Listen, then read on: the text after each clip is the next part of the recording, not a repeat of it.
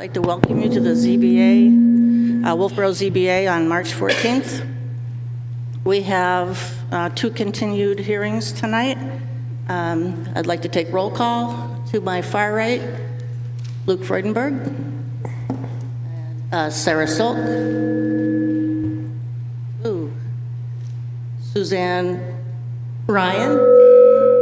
Oh, what's going on here? That's him. Okay. Me. Audrey Klein, Chairman. Tim Cronin, Clerk. Sabette. I'm sorry, your last name? Stroman. Alternate. And Tavis, the town planner. And sitting next to Tavis is Walter Mitchell. Madam Chair, I'll step down for the duration of the evening. Thank you. Sabette Stroman heard these cases last time, so I will again seat her as the alternate tonight. Last time, we ended the public hearing from people opposed, and near the end of the public hearing, we got some information with regard to the Technical Review Committee, which is a small arm of the planning board that reviews projects in advance. The department heads come and they take a look at it to give the applicant some idea of whether they need additional information or not. So we got some information last time from the TRC committee, but the plan has changed. So I asked the Public Works and the Fire Department to come back after reviewing the change in the plans and let us know if they had any other information, if their recommendation was still the same or if they were going to change it. So I would like to ask, I'm sorry, that's for the second hearing. If you remember that till the second hearing, I won't say it again. But so Tim's going to read the first hearing. First case tonight is Nicholas Kanakis, South Main Street tax map and lot number 260-90. Case number 02-SC-22, special exception for construction of a single-family dwelling on a lot with no frontage. Formal submission and public hearing will be here this evening. The site walk was carried out on February 7th. All right. Good evening, Board. I represent the applicant, Nathan Dickey, trustee of the Robert E. Dickey Irrevocable Trust. Could you get a little closer to the mic? Oh, sorry. I'll pull it over. Is that any better? Yes. All right. Thank you. A request for a permit to construct a single-family home was denied on the basis that there is no road frontage as required by RSA 674-41. Wolfeboro Town Ordinance 175-55.1 exempts lots with no frontage and with deeded rights of way to a private way. Based on the 8 factors set forth in the request for special exception, I believe this lot qualifies. I submitted a revised set of the 8 factors and an updated plan. Has the board received those? Okay. Would you like me to read that into the record or move on to questions? I understand you may have a long night. Unless anybody else wants to, then I would say no. Has everybody had a chance to review it? Did the public was it up online? No. Is it substantially different? There's an update as to the utilities, just that the site's not served by town sewer. It has a proposed septic plan and updated criteria number 5, which is the appropriateness of the site plan. I can read that one paragraph if the board would like it for the record. Yes, please. The site plan proposes a single-family dwelling with access via the existing driveway. Parking will be in a garage underneath the house as shown to be built. Traffic circulation will be minimal and consistent with single-family homes. There's sufficient open space on the property to meet setback requirements for the residential zone. No fencing or signage is proposed. The proposed use is residential, so there will be no commercial vehicles beyond the construction of the proposed residence, and the lighting impact will be minimal as consistent with the single-family home. Access will also be improved to the property as there's a large boulder which currently makes it difficult to get in and out that will be removed. Thank you.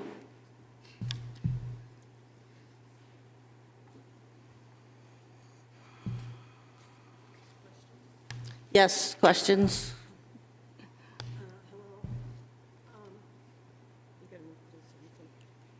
closer, please.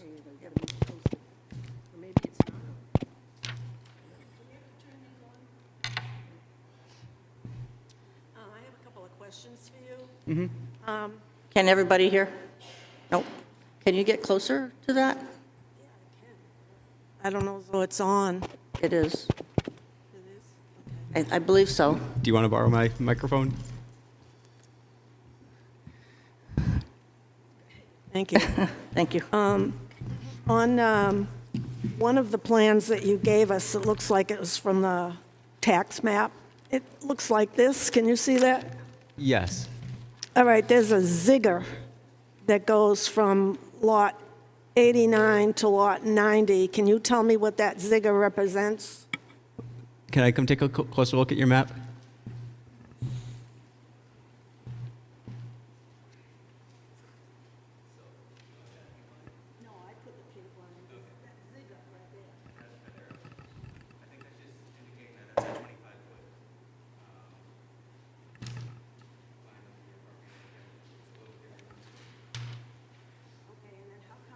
How come that there's an opening there, as your plan shows it's closed off? This one has it, the lot line not drawn straight across. Is there a reason for that?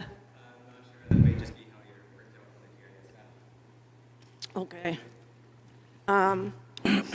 And if you look at the deed, book 252, page 493, you will see in that deed, plus I believe it's referenced somewhere else, it says a reference for the septic system. You know that packet of deeds that you gave us? Yes. Which property is that for? Is that for 89, 90, or 91?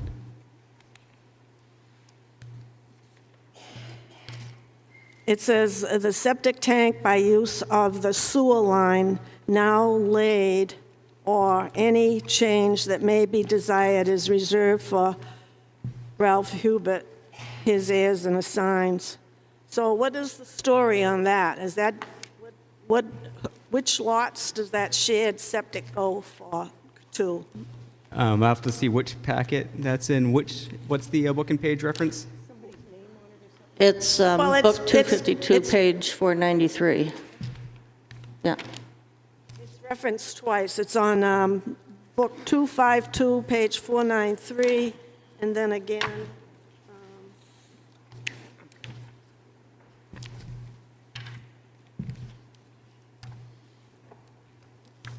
again, on the addendum to the residential mortgage survey affidavit.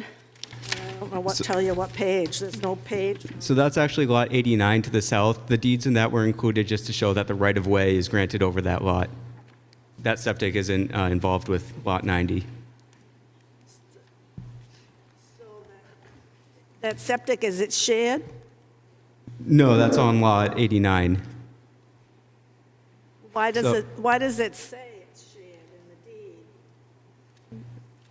I was including those deeds to show the right-of-way. We have to provide proof of the right-of-way in the application, and the deeds in the chain of title to lot 89 have the right-of-way to South Main Street.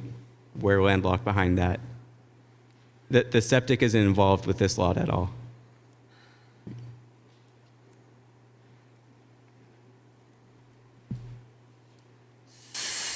So does each house that is existing now have their own septic system?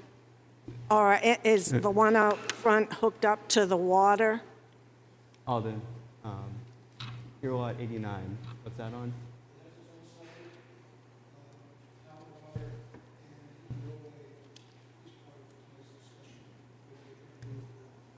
And we're not involved with lot 91, so I can't answer the question as to that lot. A question for the town planner to address. This application specifically is looking for a right-of-way for a driveway, correct? This is looking for a special exception to allow the property owner to get a building permit as currently precluded by 67441. By using this right-of-way. Correct. So things about septic tanks and all that have to do with the building department, correct? Correct. So why are we getting into that now?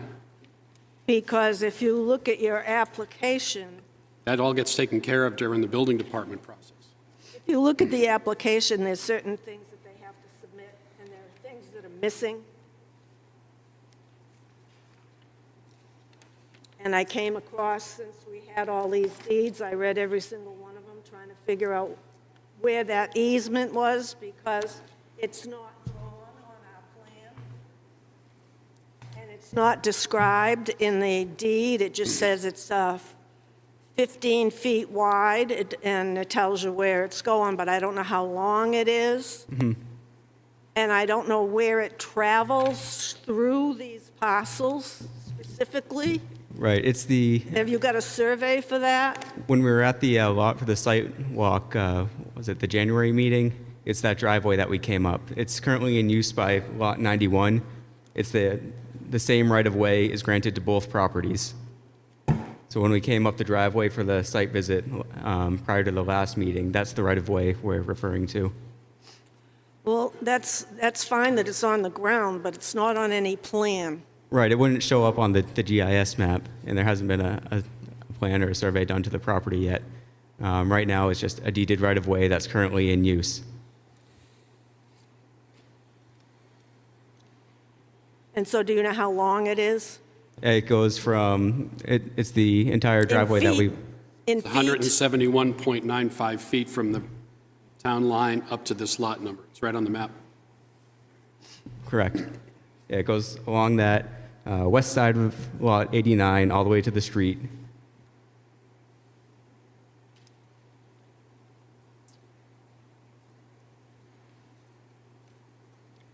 Okay, so let's go to the application.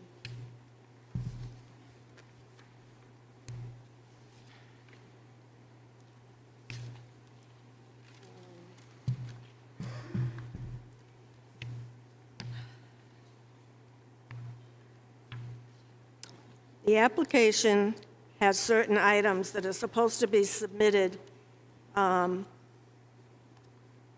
with and part of the application process.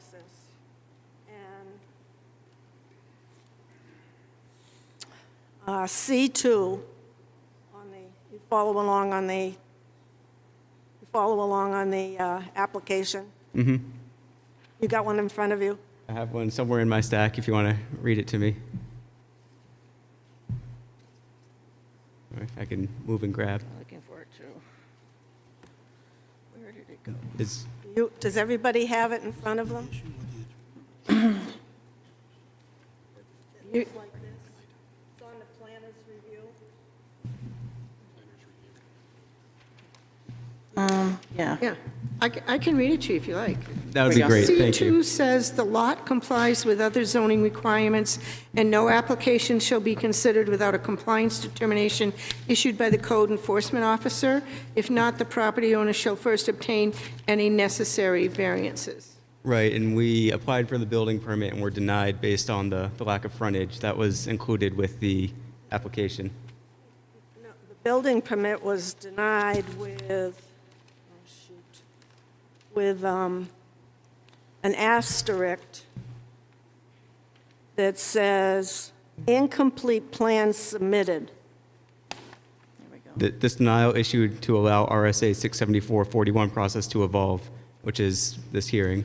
The thing of it is the application, which is part of what was voted in as an ordinance in the town, 175-55-1, lots with no frontage, has several items that say they must be answered to and with the application prior to any approval. And so I'd like to go through the list. Lots exempt under this section, this is C2. Lots exempt under this section may be approved only if all the requirements under 1 through 7 are met, and that's that list of noise and dust and all that. And then it says, C1, review and comment by the planning board. I know it passed over the table at the last meeting, but it wasn't in the packet, so I don't know what that said. And C2, no application will be considered without a lot compliance determination issued by the code officer. And this is to see if a variance is going to be needed first. In other words, I don't know if you meet setbacks. I don't know if the lot size is adequate. I believe that's why we were denied only for the lack of frontage. There's sufficient space to build a house on that lot, meeting the setbacks and the density or spatial requirements. A 30% of the lot size allows you to build a 4,500 plus square foot house while meeting all of the setbacks. But we need that from the code officer, that you need to have gone through that process with him to sit down with your plan and what you're requesting, and then he would have written back to us, it meets the requirements. If it helps for the process, the lot in question is a legal existing non-conforming lot in accordance with the zoning regulations for the district in which it is located. You gave us the proof of the deeded right away, which was good. You gave a lot of information on that. Number 5, driveway access site plan is to be approved by the appropriate safety officer and shall be made part of and included in the application. And then also, number 6, acknowledgement issuance shall be part of, included in the application for 6 and 7, which is the issuance of the waiver for liability to the town. We don't have any of that. We don't have any liability waivers. We don't have any revised. Right, and those are town forms that we just don't have access to yet. We'll happily sign and submit those once they're available, but they aren't available to us. And at the last meeting, it was brought up about whether you would need to apply to the New Hampshire DES as to the access to that lot, the right-of-way. And the planner mentioned that he wasn't sure if that had to happen. And I have the form here, and any alterations or changes to that lot off of that entrance needs approval from New Hampshire DES and our ordinance. I don't believe that prior impacts to. our zoning decision today. DOT, I'm sorry. Right. And it's supposed to be prior to. All these things So we're were not supposed to- making any changes to the right-of-way. It's existing. We're going to use that same driveway that's there. No changes to that. You're changing the entrance. You already said you're changing the entrance. No, there's just a boulder out there that's blocking the way, blocking view, so we're just going to remove the boulder. It's not going to change the right-of-way at all. You're changing by adding a second house to that Not on the easement. right-of-way. You're adding a property that's going to have more traffic in and out of there. You need to file with New Hampshire Department of Transportation. Right, so we're using the same right-of-way that's existing. We're not going to touch that at all. We're just going to build a house on our lot. You're building a house where there is no house, so you've changed the activity on that entrance, and you're going to need to file with transportation. And we don't have these things now. I'm willing to go an extra step, which I really don't like to do. I don't like conditional approvals. It puts us in a box. But if the other board members get their questions answered, and it would lean to that provision, I've got prepared some conditions for approval. I have a question for the applicant. That driveway is currently being used by Lot 91. Correct. Correct? Has anybody from the state come and told you that you cannot use that driveway because it's not a legal driveway? No. I think, Suzanne, I understand your question, but is it common for DOT to review driveway entrances when the number of cars or lot is increased? So when I think of alteration, I think of a physical alteration, but is that common for increase in use alteration? Well, David Ford's here. Why don't you ask him? Why not? Maybe not. Mr. Austin Madam has Chair, a comment.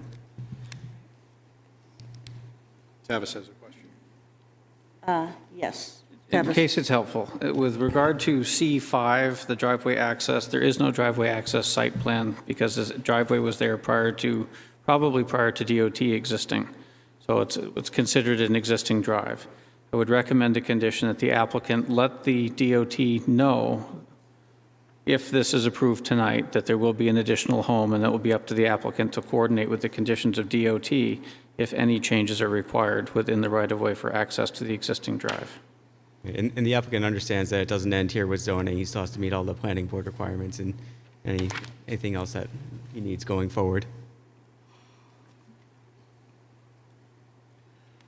Well, the driveway would entail some change to add that second home. If nothing else, the construction vehicles will be going up and down it. And I think that our town inspector, whoever that is, would be wanting to go out there to make sure that there's a steep incline coming down that driveway. And we got stuck there. We couldn't get two cars past one another, and it really needs attention. So in my experience, when you're on a state road, the state is responsible and the town doesn't get involved in that. I'm talking about the driveway itself. The right-of-way would have to meet town regulations for the width. and For a the driveway standards width? for the driveway. We have driveway criteria. And it's an existing driveway already in use.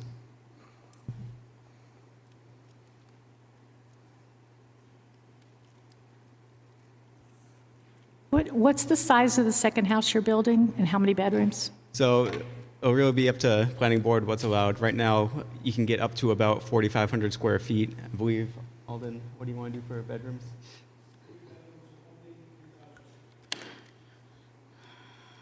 So aiming for 3 bedrooms and probably less than 3,000 square feet. Does the footprint on the site plan that was turned in represent what's going to be built? I think the footprint on that is larger than the home that would be built. We have just a rough plan for now.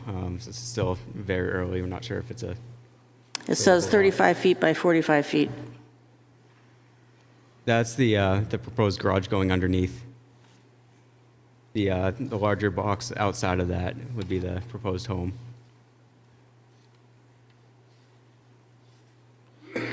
So I only see one box. Is that not the 35 by 45? No, so there's the box with the lines through it, Yep. and then a bigger box around that. Could you come show me on mine? Yeah. The garage under the house. It says right That's the house? Yeah, that's... Okay.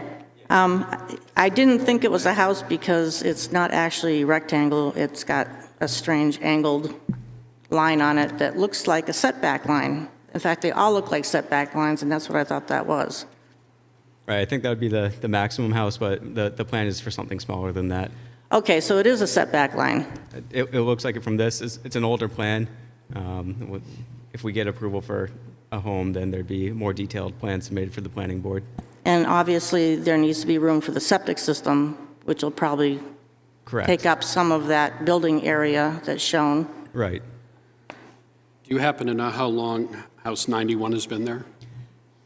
I don't know ballpark. for House 91. I know the lots were divided in 56. So It's I would listed imagine. 1950s. Does Lot 91 have any road frontage?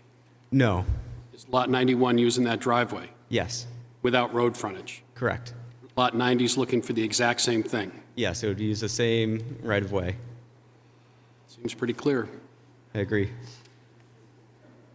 Is there another house that uses that driveway down near the road? Not this same driveway. There's houses to the left if you're facing it, but they don't use this driveway. I believe it's lot 89 and 87, I believe, have a shared driveway, but it's on the other side of lot 89. So it's hard to tell where this easement is located on the land. And it looks like on this sketch that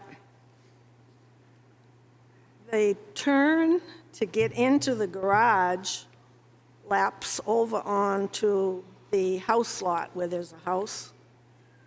Right, yeah, and this is an older, less accurate sketch. The driveway would probably not have to go all the way on there since the house won't go all the way to these setback lines. That's why a survey is so important, is where you're going on to another parcel. Right, and if we were to have to cross into Lot 91, we would get permission from them and get a grant of a right-of-way from them, but I don't believe we'll be needing that, and if we do, it's something we would address at that time.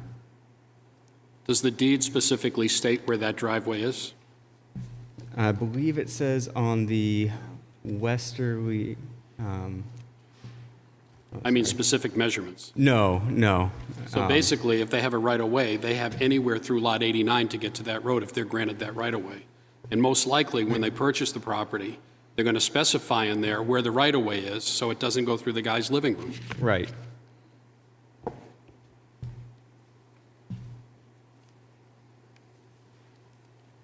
You know, and what's unusual about this is we have had this backlot application type thing before, but it's usually for a house on a vacant piece of land somewhere out back. There's already a house here, so actually we're making a non-compliant type of arrangement, more non-compliant, so you'll have two houses with no frontage out back on two lots. I don't believe that the noncompliance of Lot 91 should negatively impact Lot 90. I mean, there's no frontage with that one, the house is already built, right? Right. So you're then, You really just have this landlocked lot that Wolfeboro's 175-55.1 was designed to allow people to build on. well, this is unusual to have a request for an additional house Right, and on a that goes back back to lot the with property no being frontage. subdivided pre-zoning. This was done back in the 50s before zoning came into play, which I believe 83. So there was Wolfeboro there's no later. minimum lot size back in the 50s? No. Really? I believe zoning came into play in 83. I could be off on that, but these were divided back in 56. So at the time, it wouldn't have been an issue. And that's the other thing, it says under C2, the lot complies with all other zoning requirements. Somewhere else it says, we don't know, because it didn't go through the building department to be looked at in that fashion. To repeat, the lot is a legal existing nonconforming lot that meets the criteria for the zoning district in which it is located. Well, he says, It does not meet current acreage, it does not meet current frontage, it does not meet a number of the current regulations. That's why it's considered a legal existing nonconforming lot. We have to treat it as a conforming lot. But we cannot grant, it can't grant a building permit because of 67441, but for 17555-1 that allows a special exception to grant a building permit. well, but Regardless of not meeting the lot size, he still has to comply with today's setbacks, which are much larger than they were when the lot was created. But the ordinance says it shall, without a compliance determination issued by the code enforcement officer. If not, the property owners shall first obtain any necessary variances. So Right. we've got this And- S in backwards. No, you can't get a variance for an existing lot. Yeah, so basically what you're saying. I'm making the Tavis, is that it's- determination right now. Could I finish, Yeah. please? Basically what you're saying is it's a pre-existing non-conforming lot, period, grandfathered in. Yes. Okay. So number 5 could be a condition of approval. Driveway access site plan approval by appropriate public safety officers. They really should go out and see whether they have jurisdiction over access, which I don't know the answer to that. Would that be part of the building process? Yes. It's already covered? Yes. Not, maybe, not necessarily with a single-family dwelling. Does a safety It's a officer go out? single-family dwelling where they're adding a second dwelling to an existing driveway. I would be remiss not to have it go to DOT. Not DOT. For- Public safety, if Public fire. safety has no jurisdiction over the driveway. Okay, so this number 5 does not play a part of this application because public safety doesn't have jurisdiction over the driveway. I just looked, we have Chapter 41 in the regulations that does not, Chapter 41 in the regulations is entitled driveways. It has no width requirement. I can find a width requirement for driveways that are subject to site plan review, but that would not apply in this case. Be 3 or more dwellings, probably. No, in site plan review, if you have a one-way driveway, it is 12 feet in width. If you have two-way travel, it's 18 feet in width. But I don't have the ability to require that for an existing driveway. Gotcha. So conditions would be number 5, number 6, number 7, and that's it. My read of 6 and 7 is an interesting way to get back to the Class 6 roadway restrictions, so I believe we have to modify those forms. Even since the last meeting, I have not been able to find a form with a title that is in the regulations. But I believe it's possible to achieve the intent of 6 and 7 with documents that are available. Well, you said you couldn't find the forms, and you were going to meet with the applicant to come up with something. If we need them, we'll do that, yes. Well, I believe the applicant is willing to, you've had since December to do it. Have you done it? no, because the special exception hasn't been granted. There's no reason to create a form for a potential. I believe the applicant is well aware of what 6 and 7 say, and the intent of 6 and 7 That is... isn't what it says, Tavis. It says, shall be made part of and included with the application submitted to the zoning board. And it says it for 6 and 7. There's no out-of-jail card on that, It's not a get out of jail card, it's get someone in compliance card. except you couldn't find one. I didn't write the ordinance and I didn't make the form, Suzanne. The applicant can comply, whether it's made a condition of approval, or you can continue again and we can make a form to achieve those. Well, I happen to have one here for you. It's for a Class 6 road that can be adapted to what this is. That's what I just said, yes. And it should have been done before we had tonight, so now we've got to make that a condition. Okay. I'm up for making whatever needs to be conditioned. Besides those 3, did you have other issues?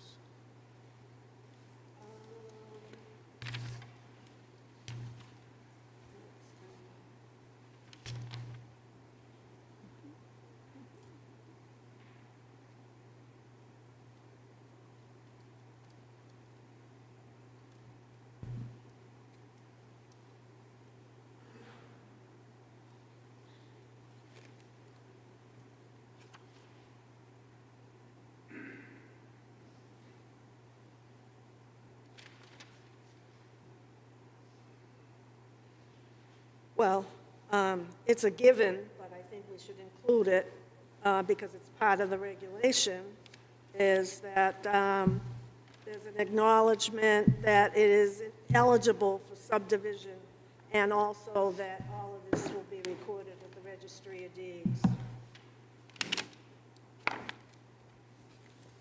Even though it's obvious you can't subdivide it, I think Okay, it's prudent upon us to do that. right, that's Right, and- part, it's in the regulation already. How come number 3, 175-55-1, number 3 goes to special exception 175-127A through H, which is in the Cotton Mountain Historic Agricultural District? Very good question. Do you know? If it's any consolation, the hyperlink on the town ordinance brings you to the correct page on that.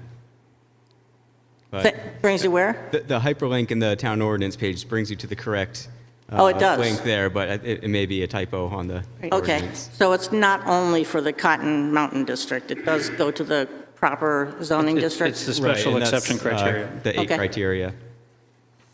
Great. Do you have anything else, Suzanne? Well, we still have to go through A through whatever it is, A through H. We have to do each of those, and each one Okay, of them let's has do it. Those are the 8 criteria that I submitted for the first meeting. to go And through A through A. okay. 27, I just lost it. We have to give a thumbs up to each and every one if it's to pass, just like the variance hall. Yep. I think it's 7 after we met.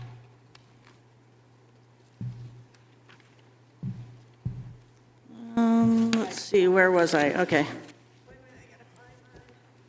You're looking for 175, 127, A through H? I've got stuff written on It's actually, what number is it for the correct section we're going to that isn't 175, 126.1? 175, 127.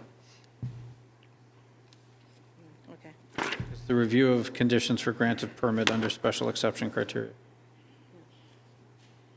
I got it offline. Do you have 175, 127A? I have 175, 127, A through A, H. yeah, that's it, right there. Yeah. Okay, site suitability, A. The specific site is an appropriate location for the proposed use or structures. Adequate usable space, there appears to be adequate access, somebody is using that driveway. Absence of environmental constraints, floodplain, steep slopes. I don't think there's technically any of those. Steep slope, It's not a technical steep slope, is it?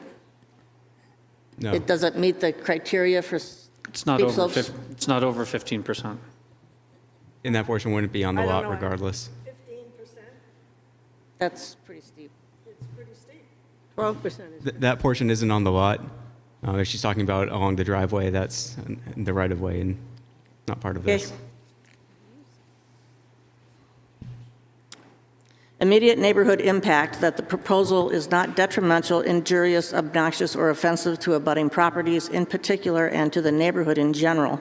Typical negative impacts which extend beyond the proposed site include excessive trip generation, noise or vibration, dust, glare, or heat, smoke, fumes, gas, or odors, and inappropriate hours of operation. Does anybody feel that any of those come into play here? There'll be some of that when it's constructed, but it'll be over.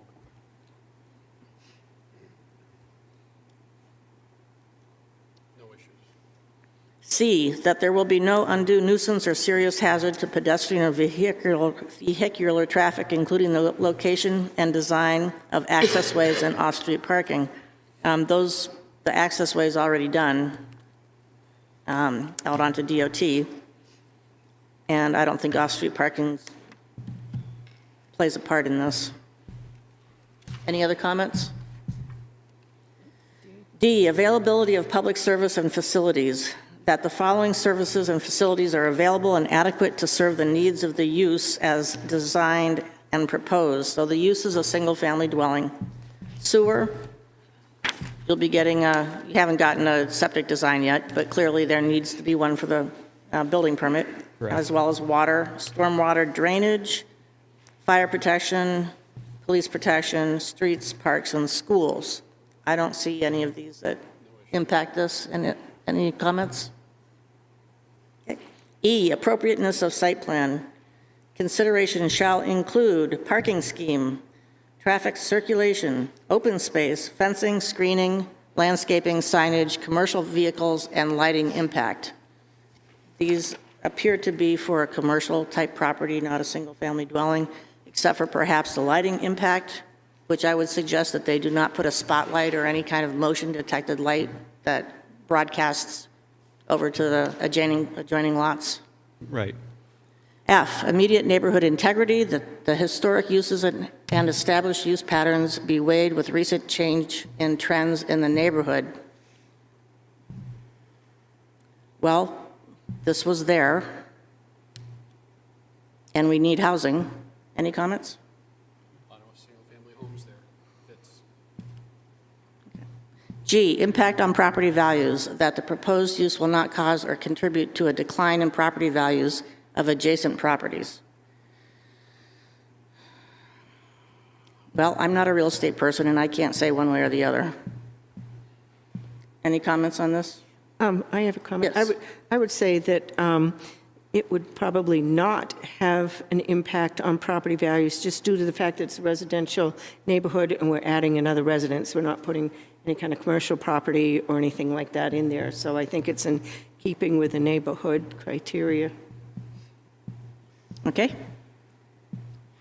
H, that the proposed use or structure is consistent with the spirit of Part 1 and the intent of the master plan. I believe it is.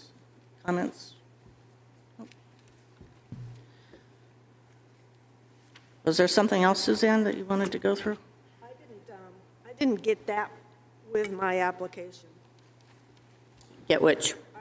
What you just read, I didn't get, that's how I got it. But at any rate, Some inconsistencies in the paperwork between the printed zoning and the applications. Okay. Just make it, if you'd make a note of that, Tavis, and What am I making note of?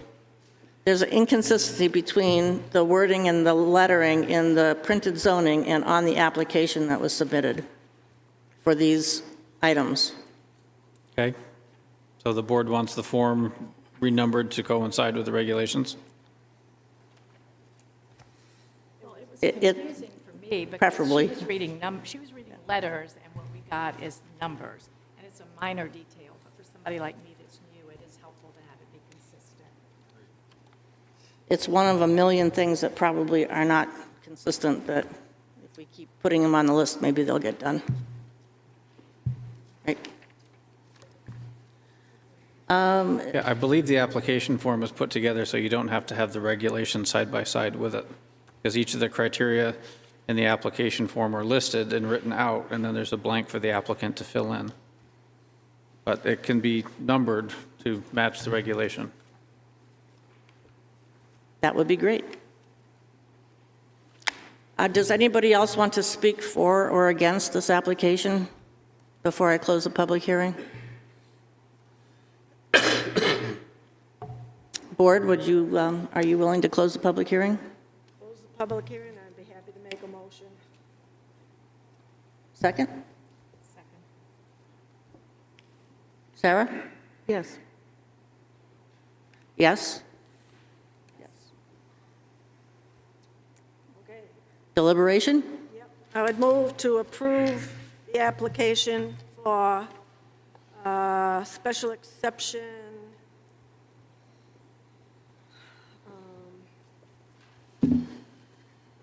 for 175, 155, 1C, tax map 260090.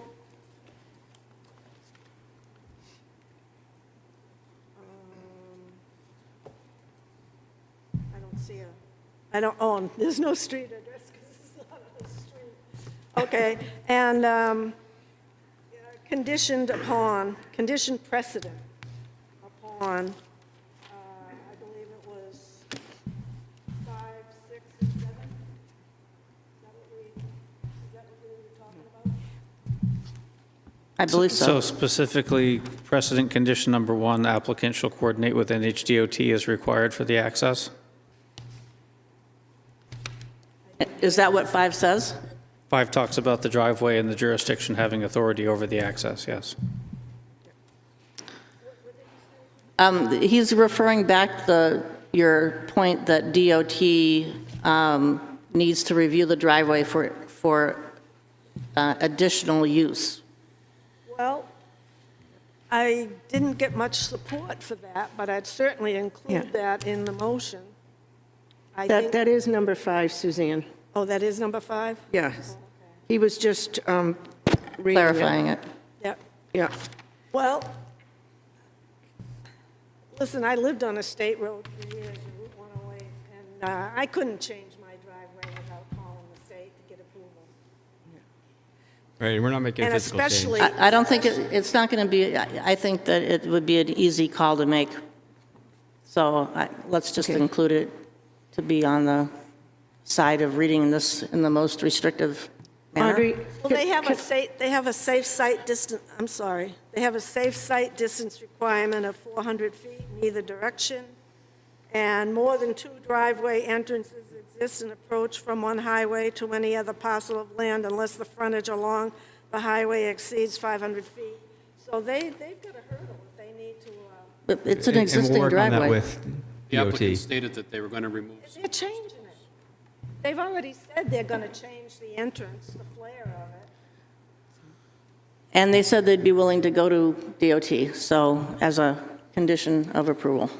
So number 2 then would be, precedent condition would be applicant shall endorse the acknowledgement regarding issuance of a building permit on a private way. And number 3, applicant shall endorse acknowledgement regarding ineligibility for subdivision approval. That would be how to write the conditions for 5, 6, and 7. And we have to include the 1 through 4, the planner's review. Audrey? Yes. In the last meeting, did we say make it conditional also on one house, not duplex or 2 houses? Right, and I had adjusted the 8 criteria submission. Excuse me, Audrey? So we got that. Yeah, Point of to order. reflect that it's a The single-family hearing, home. public hearing is closed. He can't speak. Oh, that's right. Oh, sorry, just Yep. providing info. Yeah, and I can't hear you, Svet. You're not close enough to your microphone. I was asking, in the last meeting, we said make it conditional on one house, not a duplex or 2 houses, and I didn't get my paperwork until the end of the day today, so I think he's saying So that... Tavis, has that change been made? He cannot have a duplex. That's true, they're not permitted. However, He's not at large some enough. point, they might be permitted. Well, he is eligible for an ADU, but he's eligible for an ADU right now. So this decision isn't going to affect that. Every single-family home lot can have an ADU. The only thing the board is really granting tonight is permission to pull a building permit. That's all that's happening tonight. The application should have been corrected. After they testified, it was going to be 1 house and not 2. If I may, Was the no, afraid not. Was Okay. the application corrected? I didn't read in there that it specified 1 house, but there is no way under the current regulations to have a duplex or a triplex or... So are we ready for a second, or are we contemplating adding an 8th condition, or what's going on here? I'm just trying to clarify. I'm thinking about whether we need to add a condition, because although it's, under the current zoning ordinance, it's available for an ADU, and under future zoning changes, it might be available for a duplex. Given its specific location, I just think we need to think about whether we need to condition that out or not.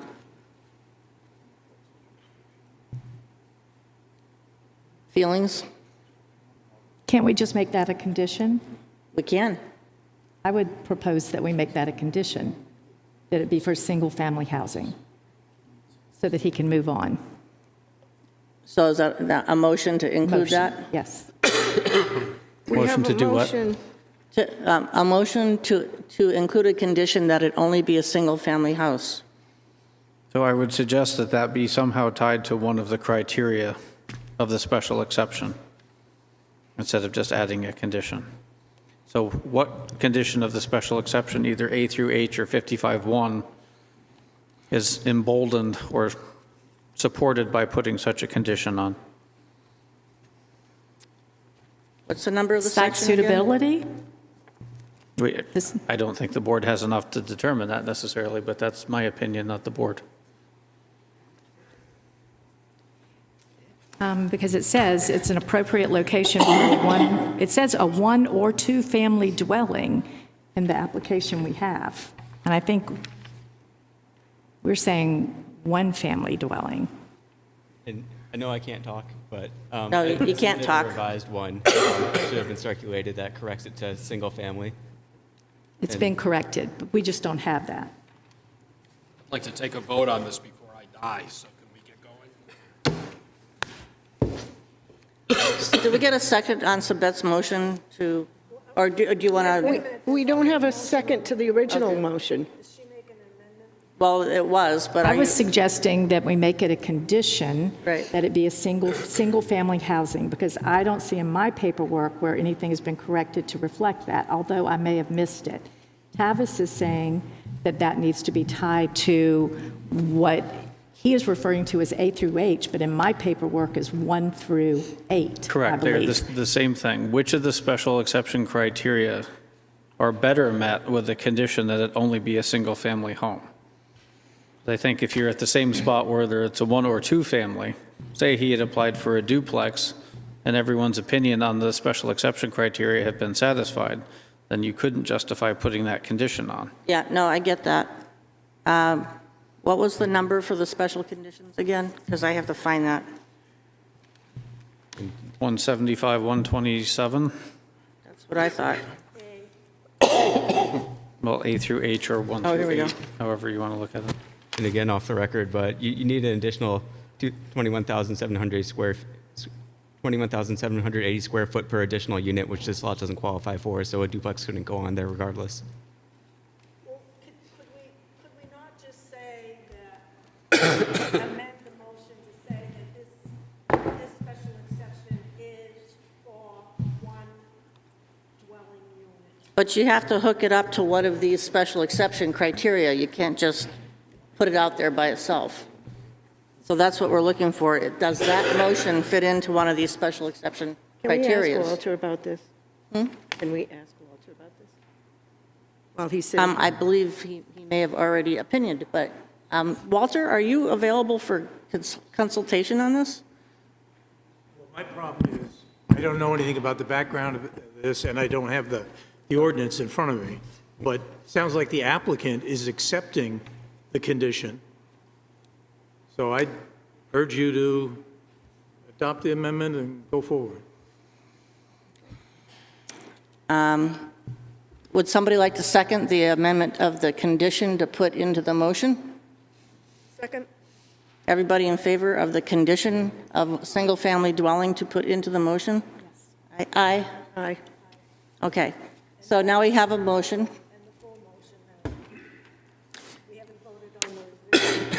I know, Tavis, can you read what we had? Basically, Maybe we not. have Recommended acceptance now with conditions 1 through 8, correct?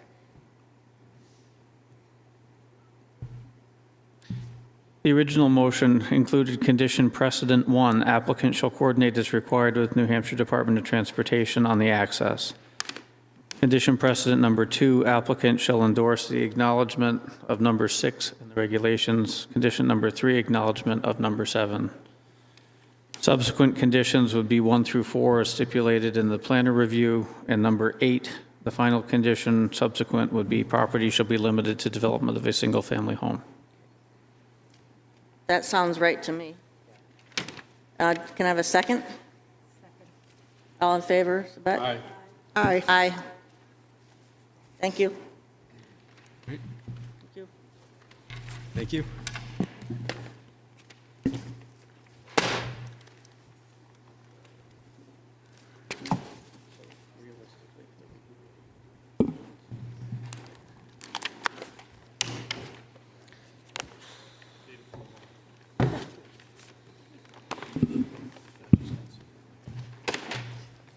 Okay. Does anybody need a breather or get a water or anything? We good to go? Ready for the next one? Yes. Second case tonight, Lute Freudenberg, Millwork Place LLC, 15 Willow Street, tax map 204-17 and 204-15, case number 03V22, public hearing for variance under Article 23, Section 175-145, A and B of the Wolfeboro Planning and Zoning Ordinance for unit density per acre and number of units per building for workforce housing development Formal submissions have been made, and tonight's the public hearing. I was going to call the town staff first, and that would give you an opportunity to respond to anything that they may have to say. I was still up speaking when the meeting was recessed, and I was hoping to finish, because I only have one statement, and I'm Can't hear you, pretty Lou. much done. So if I could just give my one statement, and then because I was speaking at the end of the meeting, if that's okay, Madam Chair. That's fine, but you are going to have to do something with your mic. We got it. Okay. Can everyone hear me now? Yep. Good. Yes. Thank you again. We are here and have always been to seek a variance from Article 175, Section 145 of the zoning ordinance regarding the unit density per acre in this zone to permit a workforce housing development. This board, in our estimation, has continued to stray away from its job to analyze this application on the 5 criteria that would permit such a variance, thus abrogating its responsibilities. This abrogation of duties results in a chilling effect that has ripples that affect our legal right as an applicant to be heard without prejudice or malice. This board has decided and continued to stray into areas it has no jurisdiction entering into. Many of these questions would have been handled at site plan review by the planning board. However, this board seems to be compelled to extend its sphere of influence into these areas. When asked for recent financial information from the applicant, to which we capitulated and provided information, we were then told that numbers based on the experience of one board member could not be accurate. However, no contrary position of information was submitted to warrant such a bold statement. We have built a case for the 5 criteria as outlined in my argument before this board, sound and guided in case law. For this, the board has had zero response. In fact, our very argument is bolstered by the fact that this board has and continues to find any way possible to bring in outside players in order to justify their ultimate vote. A vote after over 100 days and now 3 meetings that is long overdue. I feel compelled to ask this board for an up or down vote here tonight on this variance. A variance at its very heart that is sound and rooted in case law, i.e. Boca versus the City of Portsmouth. This is not a complicated issue. We have proven time and time again through the very cited case law in our presentation that we are well within the guidelines prescribed by RSA 674-58 through 61, and further demonstrated by the board's inability to argue this case based on the very zoning criteria it is charged to do so with. I ask you in closing to do your job. I ask you to approve this variance, not for any group or constituency, but because we have shown that we not only meet the 5 criteria, but exceed it in every way possible, and thus the only rational outcome is approval. Thank you.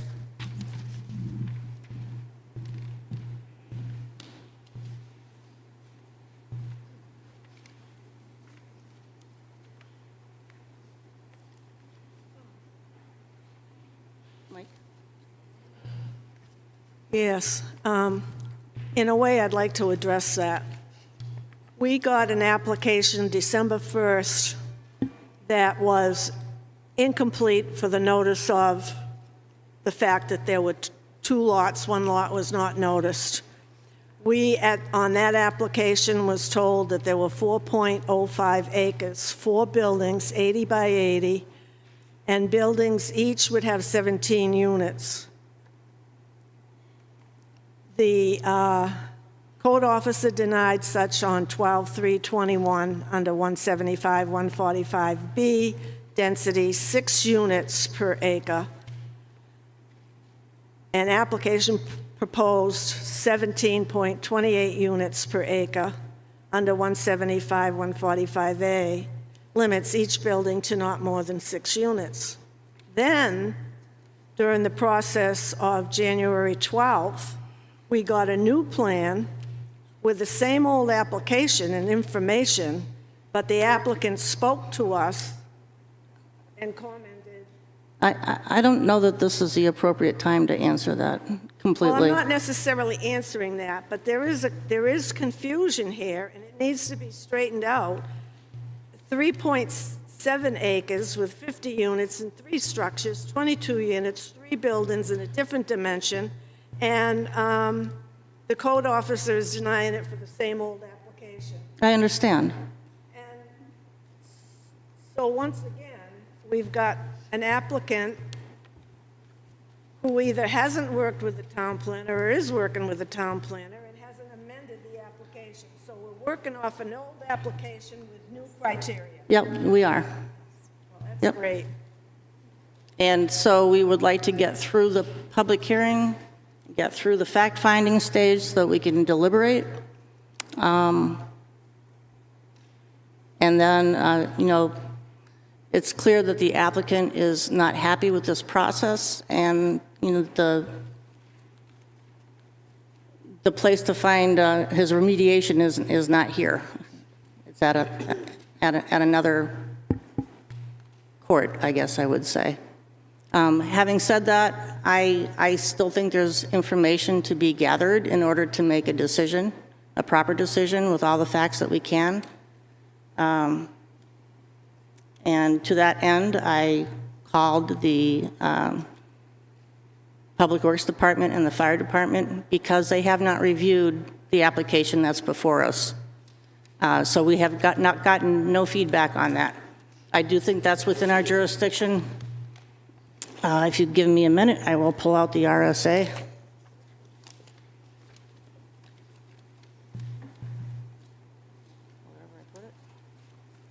Which RSA are you looking at, Audrey? I got it here.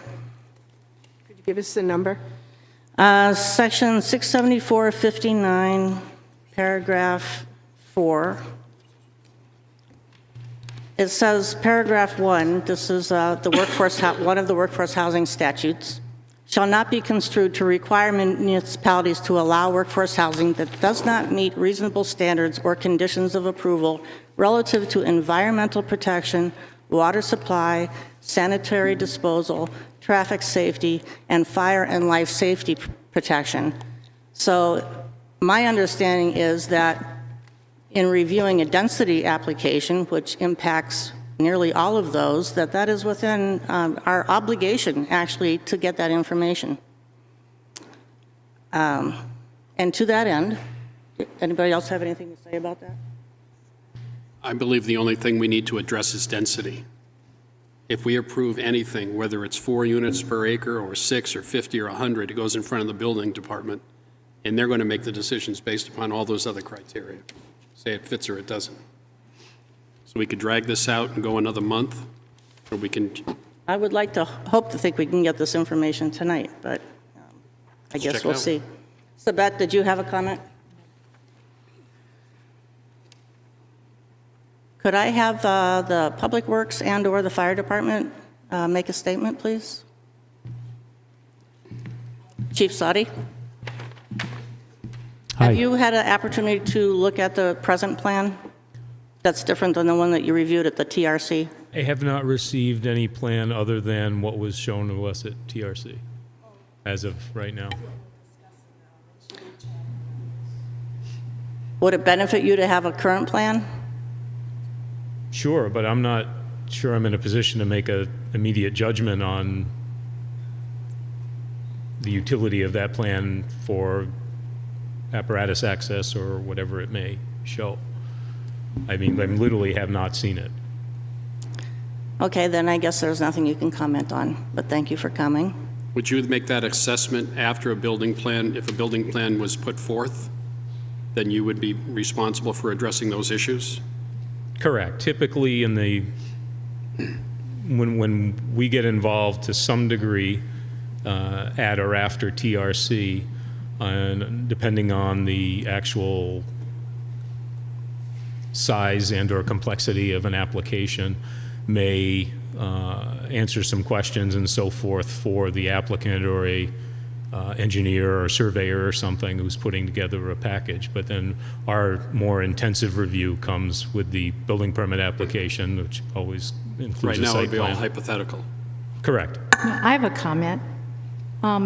If this is based on density, and we're looking at a certain number of units, and you're fire, correct? Yeah.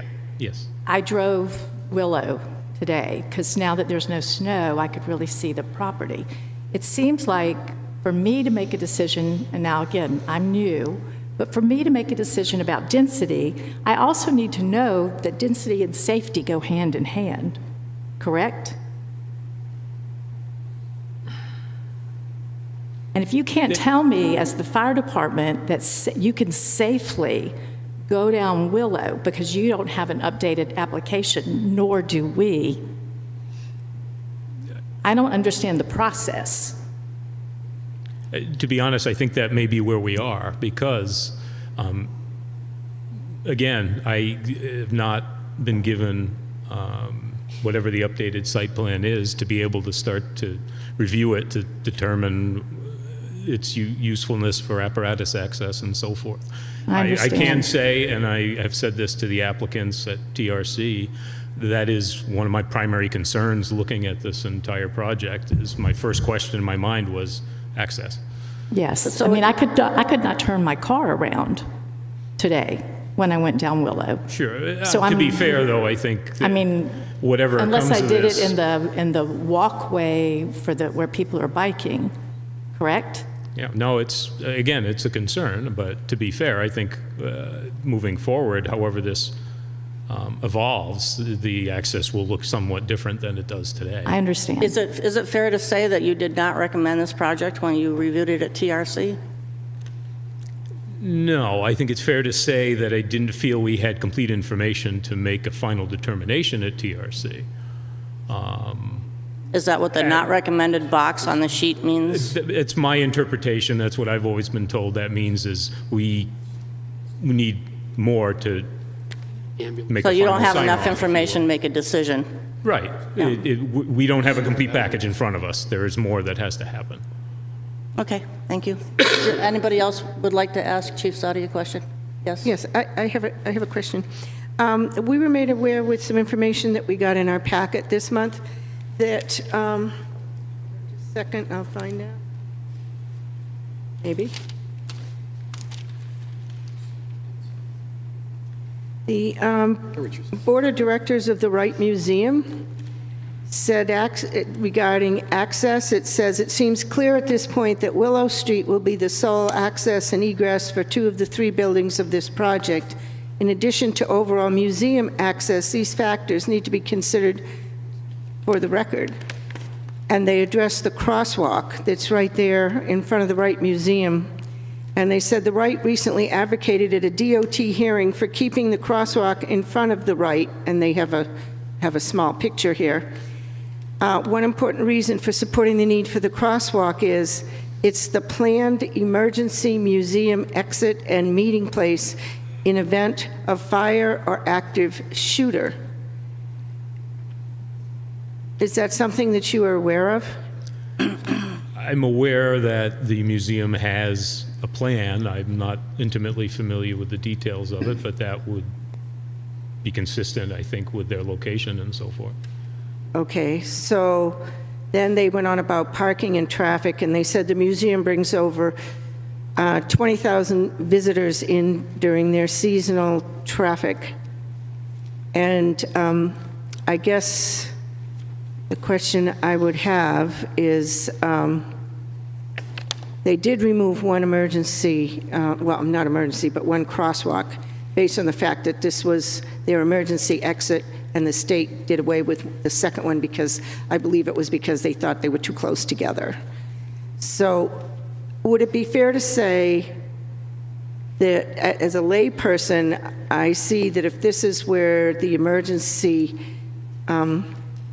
exit and meeting place is, and that they have a possibility of getting traffic and cars for 2 of the 3 units that would be there, that perhaps that this additional density of units would have an effect on the plan that they have here for their emergency spot due to the fact that you are greatly increasing the amount of traffic that would be coming in and coming out of that particular entrance.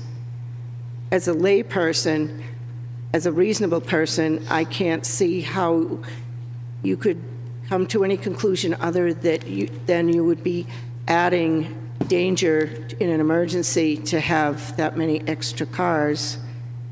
But I don't know if you, as the fire chief, have enough information yet to make any statement on that. I would say that we don't, but in the interest of transparency, I can't sit here tonight and say I know the answer. However, it is certainly possible that there are other alternatives for the Wright Museum's emergency location and access and so forth that may work.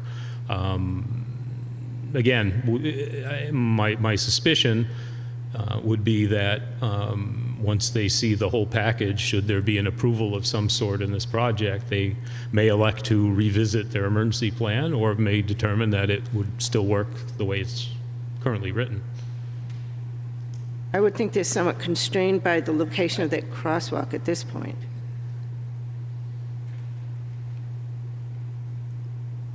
It may be true, absolutely.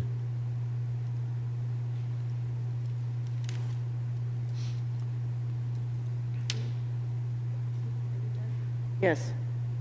Yes. Okay, one thing that hasn't changed on the plan, other than the units, the ground hasn't changed, the entrance hasn't changed. It's still the same footage that was on the plan. And Sarah, I don't have my glasses, but can you tell me the numbers on those? On the right-hand side of Blacksmith Printing, it says 20 feet 48, 21.48 feet. On the left-hand side, it says 26.79 feet. Thank you. So what are your thoughts on servicing that unit behind Blacks? Again, I haven't seen anything in concrete. My understanding was there was more than one access, at least on the initial application that we saw at TRC.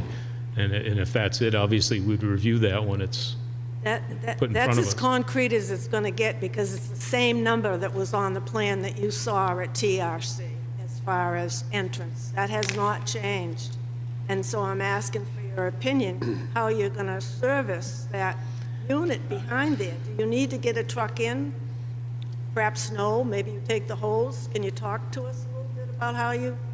Again, without having it in front of me, I already understand that since TRC, when it was proposed as 70 units, it's now something less than that, which I presume would affect the site plan, the layout, the size of the buildings and so forth. All of those are factors in what we would need in terms of being able to access it and that sort of thing.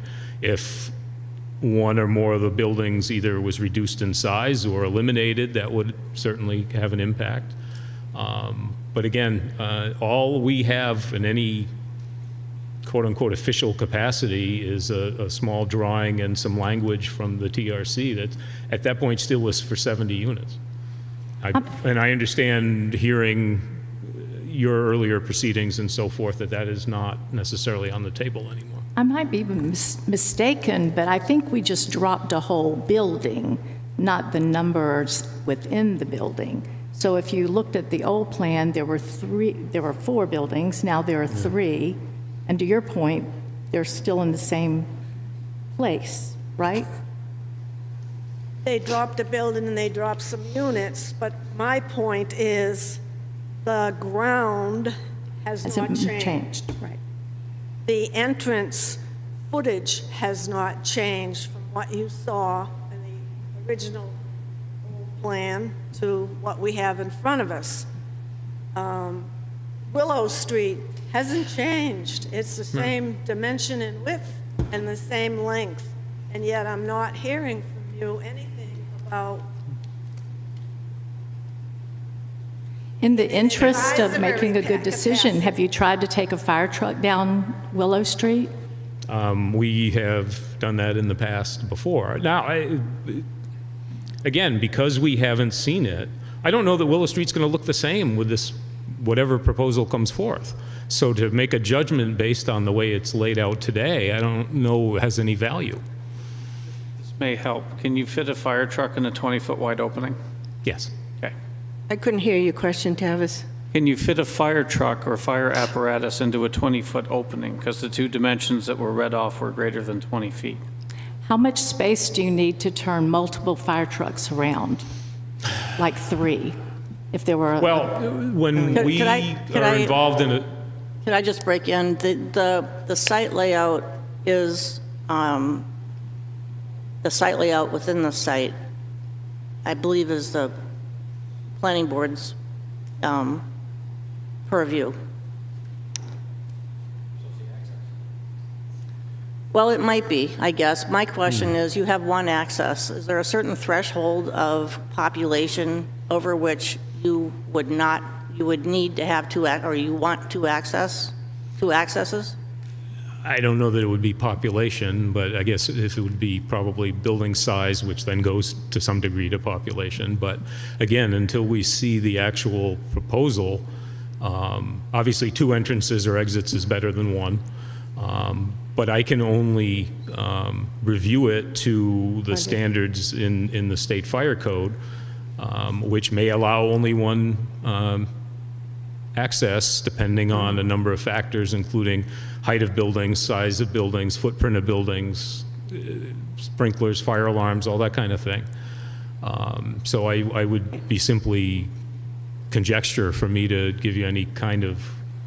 So I hear you saying that the site plan is not sufficiently developed for you to make a comment on it. That's a fair statement, yes. Just for clarification, this hasn't really changed from the beginning, but the 2 little entrances on either side of Blacksmith Printing, one of them is a one-way right-of-way, and that gets you into just one of these buildings. There are actually 2 lots. The other remaining 2 buildings have only 1 access or egress, and that's Willow Street. So while it may sound like there's 3 ways in and 3 ways out, there's a Smith River in between there. So certain buildings that are closer to downtown have 1 way in and 1 way out. And then the ones that are in the one that will be behind Blacksmith Printing has an in and an out, but there are rights of way on that property that say that it's only 1 way in and 1 way out. And if that being the case, I think when the site plan is developed and the planning board is involved, that would probably have an impact in what they would be able to use for access from those locations. And I have another quick question for you. Do you need a ladder truck for a 3-story building? It depends on what's going on. I would much prefer a ladder truck at a 3-story building, assuming we're talking about a fire incident. For a number of reasons, which I am happy to get into, but I'm not sure would help you a whole lot. And just one other quick question. What's the turning radius on that ladder truck? I can't give you a number in feet off the top of your head. I can tell you that when we get questions or work with designers on site plans and they ask about turning radiuses, if what we always tell them is if you use a school bus template, we can turn around. I can't give you the diameter of the circle off the top of my head.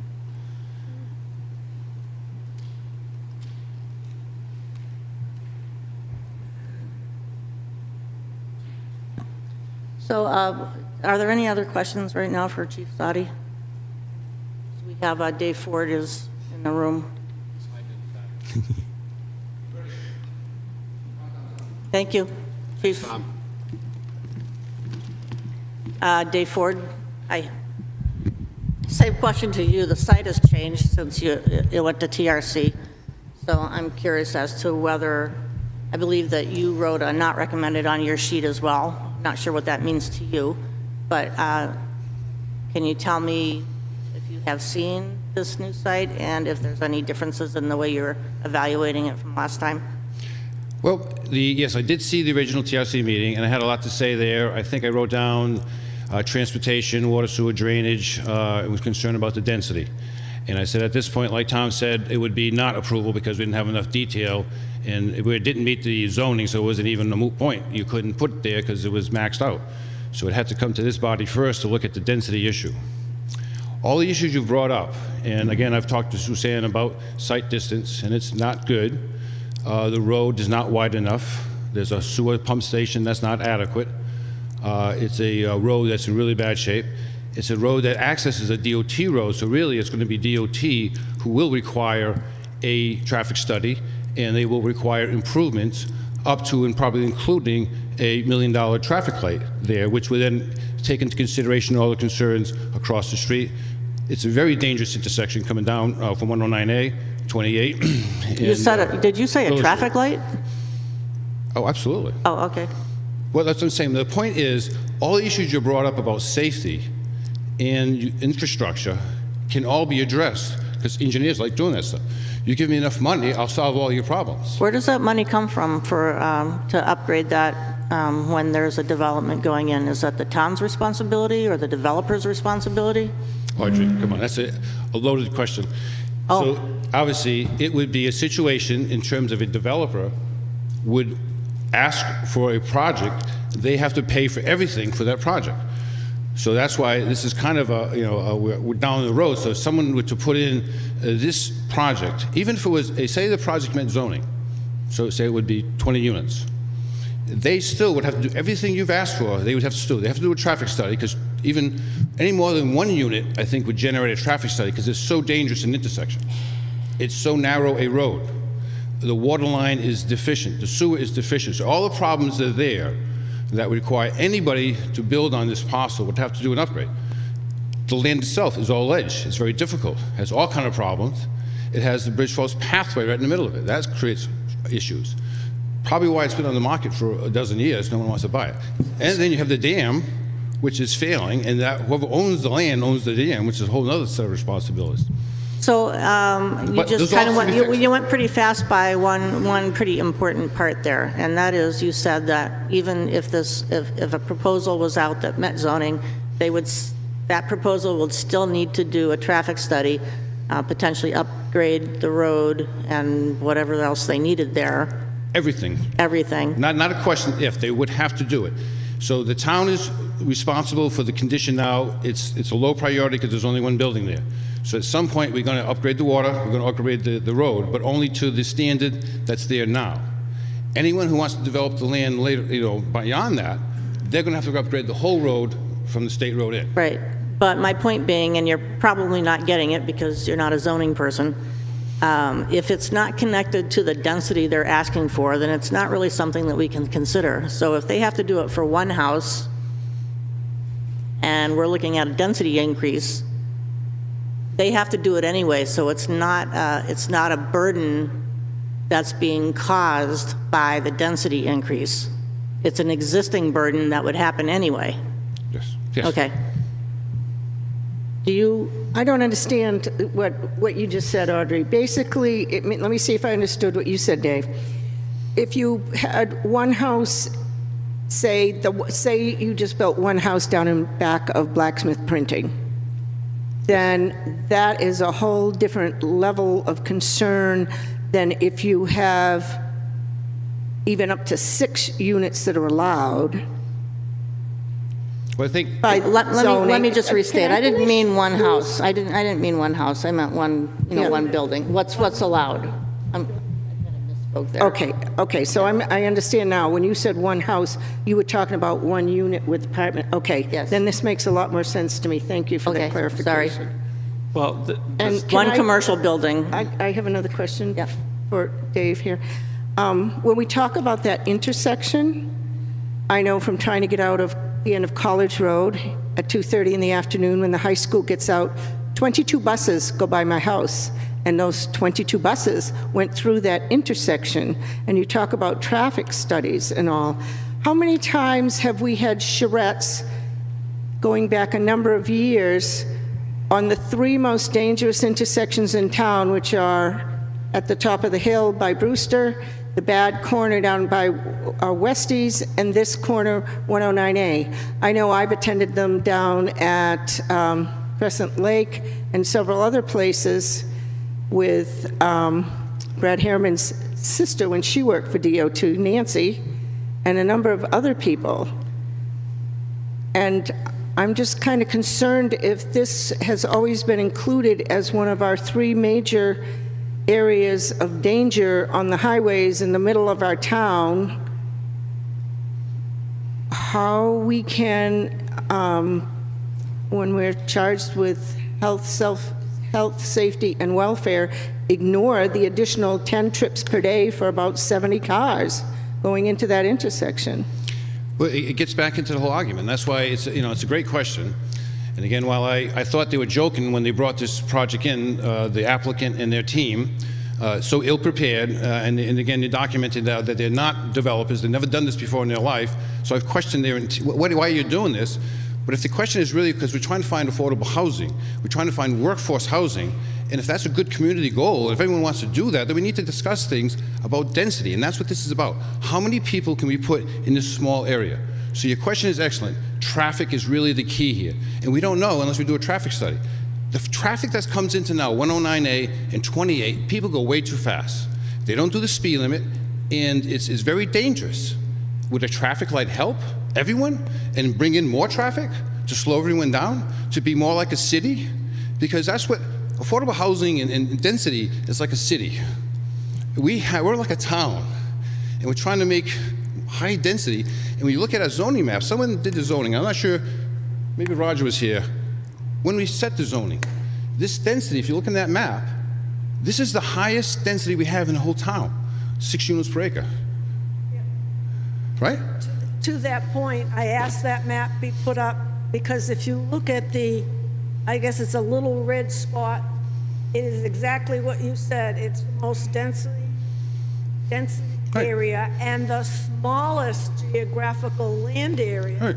Of all the zones in town. So someone thought about it, and they said, well, this is a good area for something that has high density, but they said it shouldn't be any more than 6 units per acre in terms of a master plan. So that's what they put the zoning together. So if you're looking at now taking that 6 would equal, say, 20 and going to 70 or to 100, which would need to justify to do all the infrastructure improvements. If you're going to spend $1 million on a traffic light, $1 million for a pump station, another $1 million for a road, $3 million before you get to the site, and then he's going to have to blast sledge to put all the units in. Well, now you're going to have to build more units to make it worthwhile. Seems kind of crazy on a sensitive environmental service area, but the zoning did allow it at one point. And so how come they did it? I don't know who did it and why, but it would be crazy to increase that density because it is of all the problems we said. And there is other land where we can get water sewer to. And that was going, oh, this is unique. It's really not unique. It's unique in its place on the bay. Dave, we're going to be arguing those points. What? Thank you. We're going to be arguing those points. You shouldn't. You should only argue density, and you should say no. That's all. You should say no. Just give them the no. We have to stick to the 5 criteria, and we can only judge the difference between what's allowed there now and what an increase over what the zoning allows. And what that difference is the only thing we can talk about, not whether they need whatever up until, 20 units. It's what happens when you put 50 units on. What's the difference? What's the impact difference? That's the only thing we can really look at. I have another question for him. Yes. I wasn't really finished. I am finished. You were wandering into zoning language. I know. I like to hear myself talk. I don't like hearing you guys talk. That's the problem. You invited me here. We have to work on those things. Past my bedtime, and I'm going to talk. So, any more questions? Good. Yeah. Okay. As you know, sewer is near and dear to my heart. The whole time I was on the Board of Selectmen, we dealt with the rapid infiltration basin and whatnot. I can remember when I was first on the second time I was on the Board of Selectmen, 2005, 6, 7, we had water moratoriums, we had sewer moratoriums, we had a lot of questions about capacity after we put in the RIB because there were issues with it. I spent a nice month with you up at federal court in Concord. Then we have had a great influx of people. We're still on a pilot program up there. We've had a big influx of people from pandemic, leaving the city, coming up and buying places. We've had a large influx of people that had summer places that they are now living in year-round because they don't feel comfortable in large crowded cities. We have used up, I am certain in my mind from following this for years, a lot of capacity that perhaps we hadn't planned on using as soon. And you talk about pump stations that need, sewer pump stations that need to be upgraded And I just was really curious, we did have some information from you about some studies you're going to be doing on capacity. And I guess my question is you put the units in there, if our pump stations aren't upgraded, how do we handle that? Jeez, you make it sound so horrible. We have infrastructure, so we can handle anything. Engineers can solve all those problems. The key is allocation of how much, where is our bottleneck? Bottleneck can be on peak, which is the pumping stations. We have plenty of capacity there. Treatment, we have capacity there. It's effluent disposal, that's where we're limited. And that's going to be the problem. And how do we allocate that going forward? So that's why I said, let's put the brakes on a little bit so we can get a better handle. Over the last 3 years, our water demand has gone up for those reasons, but also because of leaks, because we have an old system. So we got to reinforce going after the water, reducing our leaks. Suicide, same thing. We got to kind of figure out where we are now.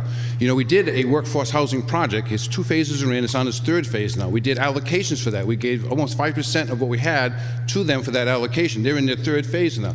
I think that's going okay. We should look at that and figure out how that works for us and what water sewer allocations are there. And then the planning board and the board of selectmen have to get together and say, okay, we have a finite amount of water and sewer allocation left. How do we best want to use that? If we're committed to workforce housing, then we need to say, okay, where's the best place to use it? And it has to be somewhere close by. That's one of the reasons this site was looked at. But there are other sites that are close by that we could do, affordable housing. Or do we want to keep it for the lots that are here? Or do we want to look at changing zoning that allows other types of structures? So that's a question that I don't have a solid answer. I try to make that clear in my letter, where we are. We have some issues with effluent disposal, and I think we can solve those. And at some point, there will be another investment that will have to be made as we continue to use more sewer Dave, allocation. do you count the sewer flow by lot, by bedroom, by population? How do you count that? So we, as engineers, estimate sewer by bedrooms. So many bedrooms is so many gallons per day. Okay, so let me ask you a question. If this year, or let's say next month, 20 single-family homes that were on water and sewer came forward with applications to add a master bedroom to their house, they'd be allowed to do that, right? If you're on a sewer now and you have a building permit to add a bedroom, you would have to pay a connection fee for $2,000, and you would be allowed, yes. Okay. But you would be, it's based on that 150 gallons a day, which we know that's kind of an allocation. Is that different than an apartment? An apartment you would use less, because if you wouldn't necessarily have a washer and dry, you may not have, so so like a workforce housing would be different than a 3-bedroom house versus an apartment building. Each use has different numbers. Thank you. Yes. Sue? David, we got a memo from you on January 7th, 22, and it outlines some of what you're talking about with the sewer. I'll be passing that out to the members. And we also got from you a memo, I don't know if it went to everybody, but it talks about Willow Road, because I had inquired with you. Yep. Given that I was on the master plan and I got stuck with infrastructure roads. What better subject? Come on, give me a break. Yes. And so I had the information on the length of Willow Road, and I went to you and asked you what number was correct. And you kindly went out and measured and wrote a memo on that. Mm-hmm. And you added to that an interesting factor, which is Willow Road ends where the town has been maintaining it for years. And it does not go over the Bridge Falls path. After the Bridge Falls path, it turns into a right-of-way easement. And you made an interesting observation that whereas it's not town-maintained and has not been town-maintained ever since Lord only knows when, long before the factories went out, that it's typically a Class 6 road. I said it could be considered that, kind of said it like, yeah, well. It could be thought of as that. It's not a Class 5 town road. Well, but the issue is not that. We know the whole road needs to be upgraded for any type of development, so it's kind of a moot point. But technically, we have a right-of-way, which is public, so you can't shut it down. So there's a public way across the railroad right-of-way, which is now the town right-of-way. So we have 2 right-of-ways crossing. It's not maintained, so the question is, would it fall into the Class 6 regulations? I'm not sure. That's a legal question, maybe. I don't think that's, I think it's a moot point, really. But it's something lawyers would look at, I would think. And just for the record, because someone may read this record in minutes that does not know who you are, Mr. David Ford, and if you would tell us for the record what your position is and how long you've held the position and what you do. Dave Ford, Public Works Director and Director of Water Sewer Utilities since December 2006. I worked for the town from 92 to 97. Professional engineer, been around for a little while. Yeah, not much more than that. I think people know who I am. And you're head of water, sewer, and roads, and DPW. Correct, that's what I said. Public Works is roads, drainage, solid waste, vehicles. You're an engineer. I'm a professional engineer, yep. Thank you. Thank you. Anything else? Right, any questions for Dave, Tim, Sarah, and Suzanne? No, I think I'm good. I just never, You never answered about the sewer issue, but that's, it's, like I say, we I'm more gotta, worried about the sewer than I am the water, but for, I'm more worried about traffic than anything, that's really. well, yeah, the traffic, yeah. That's the worst. Yeah, that's the biggest issue I do worry about. All right, thank you. Okay. I've got one. Oh, okay.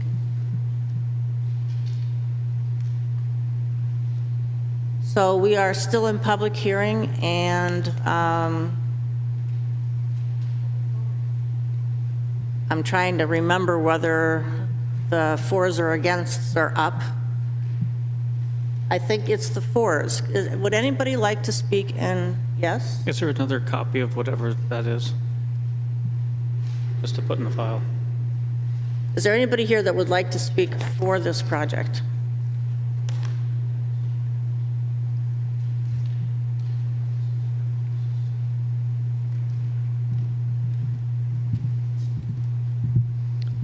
Hi, Tony Fallon Architecture, almost in a butter. I live at next to Wolfgang's Pizza, also on the board of White Horse Recovery. We've been seeking affordable housing for a lot of our people, staff, and clients. Would you speak a little closer to the microphone? Sure. How's that? Because we have to hear you, but they have to hear you for the TV too. Sure. I just wanted to speak in favor of the general request of the applicant of consider the density. I think that the traffic thing, I can flip on the head. I walked here tonight.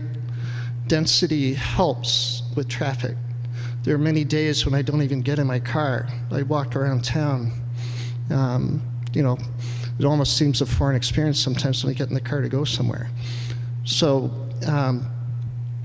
density helps with affordability, obviously. And this, you know, I think as far as the impacts and everything, the cost per bedroom will kind of take care of itself. By getting the additional density, that'll help cover the cost of adding, you know, upgrading the road and upgrading the sewer and those kind of things. So I do, as almost a butter, as a town resident, I am in favor of the increased density. Yes, there are a lot of questions. You know, we have to look at wetland setbacks and those kind of things. But you know, this is an urban area. There's certainly plenty of places like River Street, Witten Neck Road, where there's one way in, one way out. This is not a unique, you know, situation for that. So, anyways, I'm in favor of it. Thank you.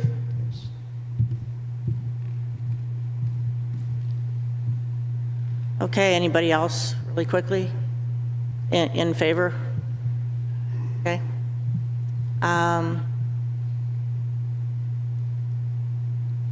I guess I'd like to ask for opposed, but anybody who hasn't yet spoken to this issue. and anybody who would like to speak twice. Oh, okay.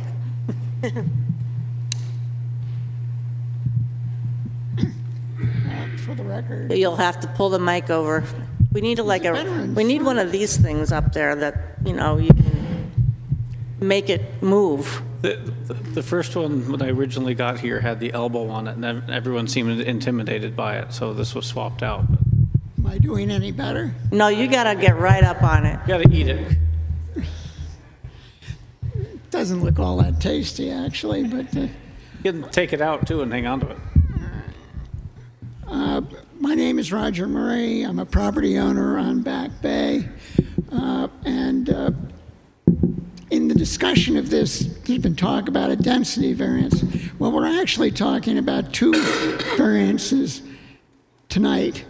One under 145A and one under 145B. And one is for density and the other is for the number of units per building. And if you just got a variance for the density, they would not be able to put more than 6 units in one of the buildings. So we need to look at them as two separate items.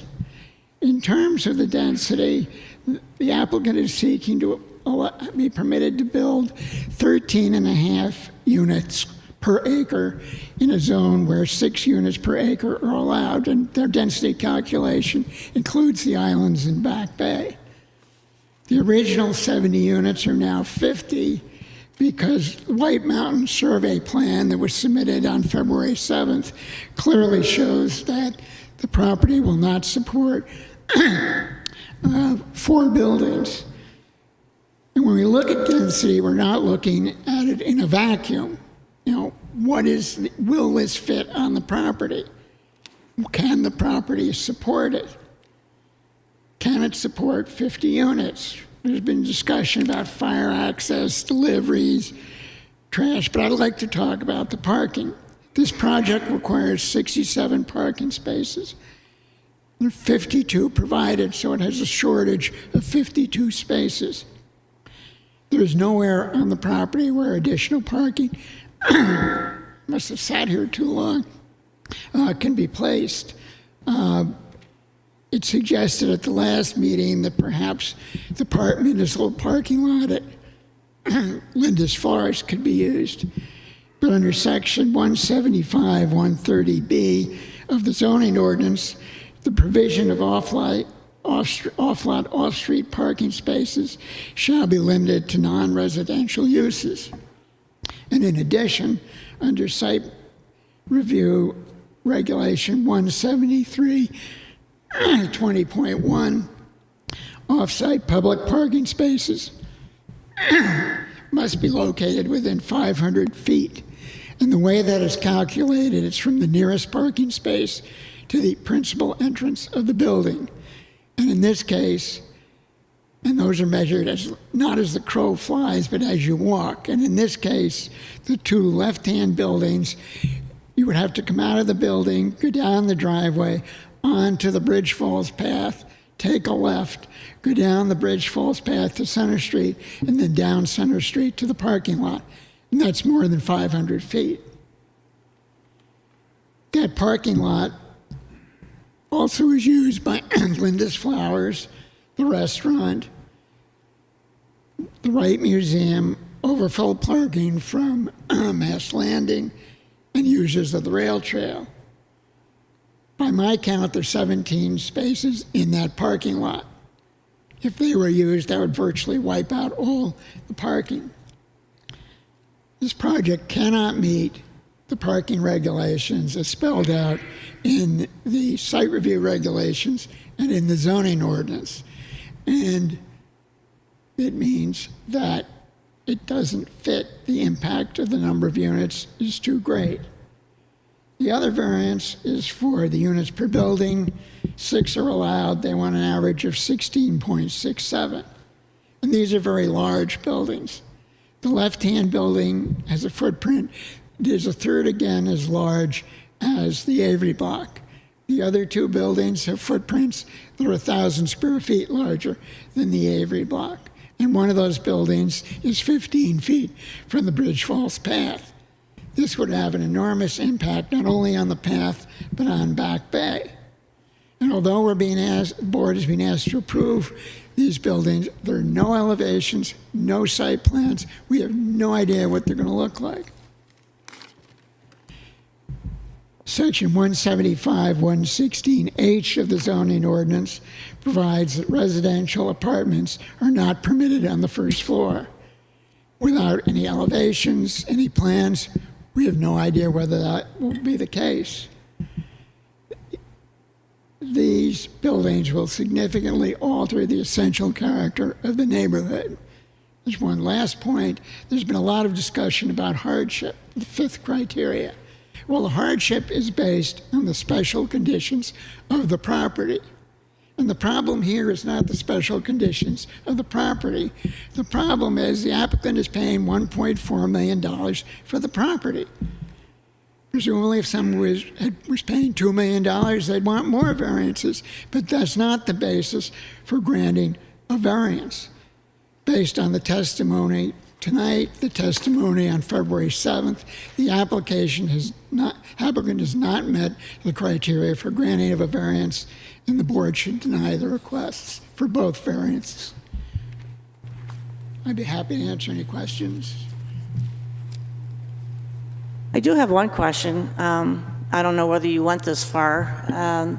In the parking regulations section of the zoning, there is a section that allows for a parking management plan via the planning board. They also mentioned that the planning board can, it's planning board's responsibility to cite walkways, dumpster areas, travelways in the wetland setback. It doesn't mention parking, which I think is kind of strange. But have you taken a look at those sections to give an opinion on those? Well, I'm retired, so I'm not offering legal opinions, but I have read the section on the alternate parking management plan. But first of all, that follows only on for non-residential uses. That's 175, 130C. And I agree with that, yeah. That under those regulations, though, you still have to show that you meet the requirements of the ordinance if it's off-site, but the only parking that has been suggested is more than 500 feet away and does not comply.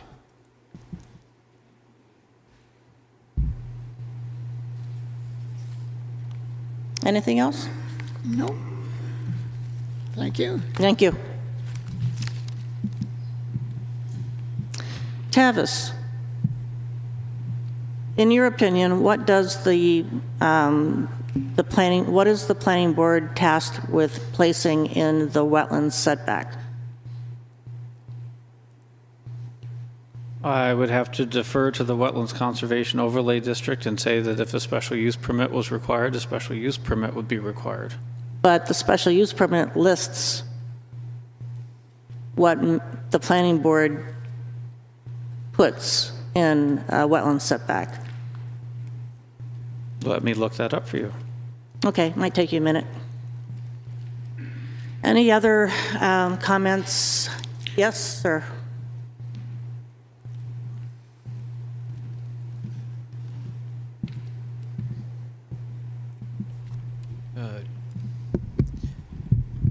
John Sandine, Wolfeboro resident at 6 Wyandotte Gate Lane. I want to speak in rebuttal to the density variance because it is not in the public interest and the long-term character of Wolfeboro. The survey shows a development of 50 units, but it is not a complete development plan. The application details are meager. The survey shows 3 buildings squeezed into ridiculously small areas that are the only possible areas not encroaching on the required setbacks. 8 weeks ago, this ZBA board voted unanimously to ask for design documents. No design documents have been provided. The survey shows there are no roads surrounding these buildings.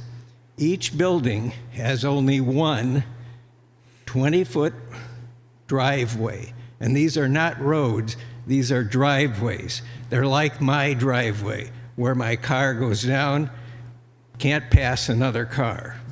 So when you're talking about fire access, think about that. Even though the buildings don't encroach on the setbacks, other roads that are required to support these 50 units will encroach. Included on the drawings are outlined of the 3 proposed apartments. These 3 apartment buildings will exceed 35 feet. A density variance means tall apartment buildings on this property and sets a density precedent for apartments throughout Wolfeboro. Allowing this type of density variance on Back Bay will change the character of Wolfeboro. How many cars, you've talked about this traffic, how many cars will 50 apartments generate and how many trips in and out each day? What accommodations are provided for resolving the serious traffic hazards posed by 50 apartments car traffic turning into and entering onto Route 28? When I talk to present residents, they tell me that entering Route 28 for them is an accident waiting to happen. The police know this as a fact because they respond to many traffic accidents at that location. The ZBA needs to reject this application's density variance and keep Wolfeboro the beautiful town we all love. Thank you. Thank you.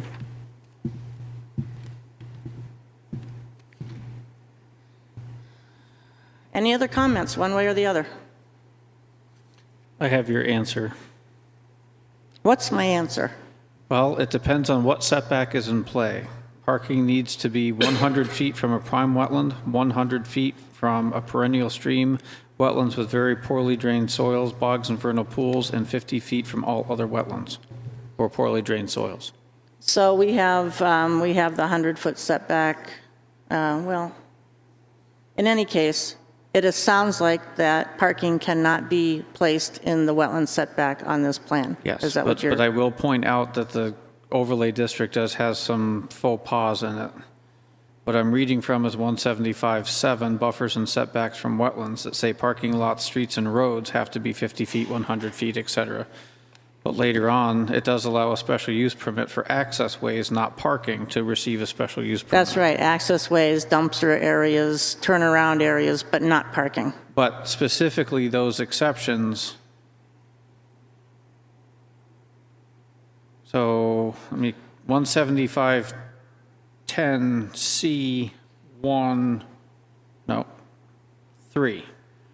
The construction, repair, or maintenance of streets, roads, and other access ways, including driveways, footpaths, bridges, and utility rights-of-way easements, including power lines and pipelines, if essential to the productive use of land adjacent to the wetlands conservation overlay. Still not listing parking. Still not listing parking. Okay, thank you. Nor are we talking about adjacent to, because the whole property is within the overlay. Right, okay, that's how I read it, so thank you for confirming that. Do we have any questions of each other or of any of the people in the audience that we might want to ask before we deliberate, close the public hearing and deliberate? 'Cause I will not be opening the public hearing again. Was there somebody else that wanted to? Oh, sorry.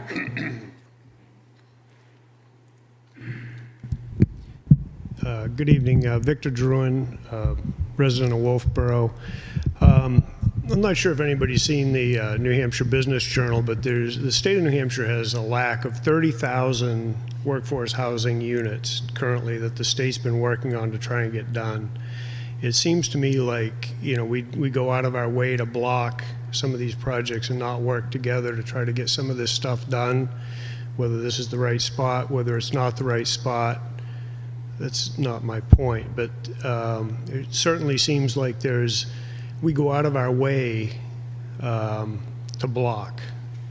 We talk about, you got John up here saying, geez, they designed a plan here and they put all the houses and they're not in the setback area. Well, that's the whole point of doing a layout, is make sure your properties are not in the wetland setback area. So, I thank you for highlighting that, but, it makes me want to bump my head off the desk. Suzanne, you talk about, they haven't changed the width of the Willow Street. The road that you've been driving on to get to your house the last 6 months, have they changed the width? Has it changed? Is it getting wider? Is it getting longer? I don't think so. Willow Street is a town road, so it is what it is. So I'm not sure why we would think that Willow Street would change, or why that question would even come up, or why it's even part of this discussion. Frankly, the discussion is whether 4 acres can support 50 units. Across the street, directly across the street from Willow Street, is the Ledges. The Ledges has more than 50 units. It's got a single driveway. It's twice the square footage of what's proposed. Doesn't have a traffic light last time I checked. It's been here for as long as I've been here, for over 30 years. There's no traffic light there. So I'm trying to figure out why we're setting a standard to block. And I don't really, to me, I sit back there and I shake my head at the group, the questions, the comments, and I'm going to cut it short at that. But thank you for listening to me. Thank you. I guess there is something that I'd like to say before we move forward, and I think it's to address the whole issue of workforce housing and how it's perceived, how the regulations are perceived, how Wolfeboro is perceived with regard to workforce housing. The workforce housing RSAs give a lot of leeway to workforce housing projects with regard to local zoning. Local zoning can't be used inappropriately to not allow workforce housing. And it's in the construct of the ordinance as to whether it appears as if the town is allowing workforce housing in many of its areas, or whether it's trying to block it. If we look under section 674-59, workforce housing, it says the obligation to allow for workforce housing may be satisfied by the adoption of inclusionary zoning as defined in RSA 674-21. Well, Wolfeboro has inclusionary zoning. We have it. We have the innovative land use control, which is inclusionary zoning for workforce housing in the village residential, the residential, and the general residential. That's a lot of our residential areas. We encourage and give bonuses for workforce housing. So we're definitely encouraging it in our town. There's also, also in our ordinance, there's a separate section for nonprofit workforce housing, which has more allowances in different parts of the town. So I would say that Wolfeboro has made an effort to allow for places to have workforce housing. The RSAs do not require it to be everywhere. It says that the town needs to make an effort to allow it to be done in a substantial part of the residential area, and Wolfeboro does. So I just wanted to kind of try to put that argument to rest. Except for Suzanne wants to say something. Yes, that's part of the reason I asked the map to be put up there. Would you be willing to show people some of the areas that relate to what you just read on that map? Is there anybody out there that can do it better than me? Tavish should know. How about the green? Yeah. Okay, the dark green. Yes. Yeah. The light green is areas without without water and sewer, water or sewer. And it's the agricultural district. Generally speaking, the dark green is available for Right. nonprofit and inclusionary zoning, yes. So we do make a big effort to allow it. Again, it needs to, we need to use our powers reasonably, but certainly the ability is there. Yes, Suzanne? Yep, and just on that 674-59, Roman 4, paragraph 1, shall not be construed to require municipalities to allow workforce housing that does not meet reasonable standards or conditions of approval related to environmental protection, water supply, sanitary disposal, traffic safety, fire and life safety protection. So there is that element to be considered when we're further on down the road. Right. We are not pressured to have to do this. Using these is the reasonable way to look at a density increase, which is more than what the planning board would look for under our ordinance. They would be looking at this section for the regular number of units on a piece of property. If we hand them a density increase, we need to look at this first. So I think that was my point earlier and your point now. It is. I don't want to close the public hearing until essentially we're ready to deliberate on the criteria, because I won't be opening it again if there's... Yes. Mal Blodgett, been a long time Wolfeboro resident. I just want to say it makes me a little upset to hear some characterizations of this board that you are blocking something going forward. I've been at all three meetings. I've seen nothing but bending over backwards for the applicant to meet the criteria, but they haven't done it. They have not done it. And I'd like to thank you for the detail work. I mean, I could not do your job. The detail that this takes, and it may seem like this board is blocking perhaps an application, but you're responsible for what the future of Wolfeboro looks like. I mean, this is a huge impact on the town of Wolfeboro. To not go through every detail and just say, oh, well, as workforce housing, we just have to kind of let things slide, is not reasonable in my mind. Thank you. Thank you. Board members, do you have anything else that you would like to discuss or ask of each other or ask of the audience? Before we close the public hearing, would you ask the applicant if he has any last words that he would like to address with us? Given what he's Certainly. Luke, would you like to make a last statement?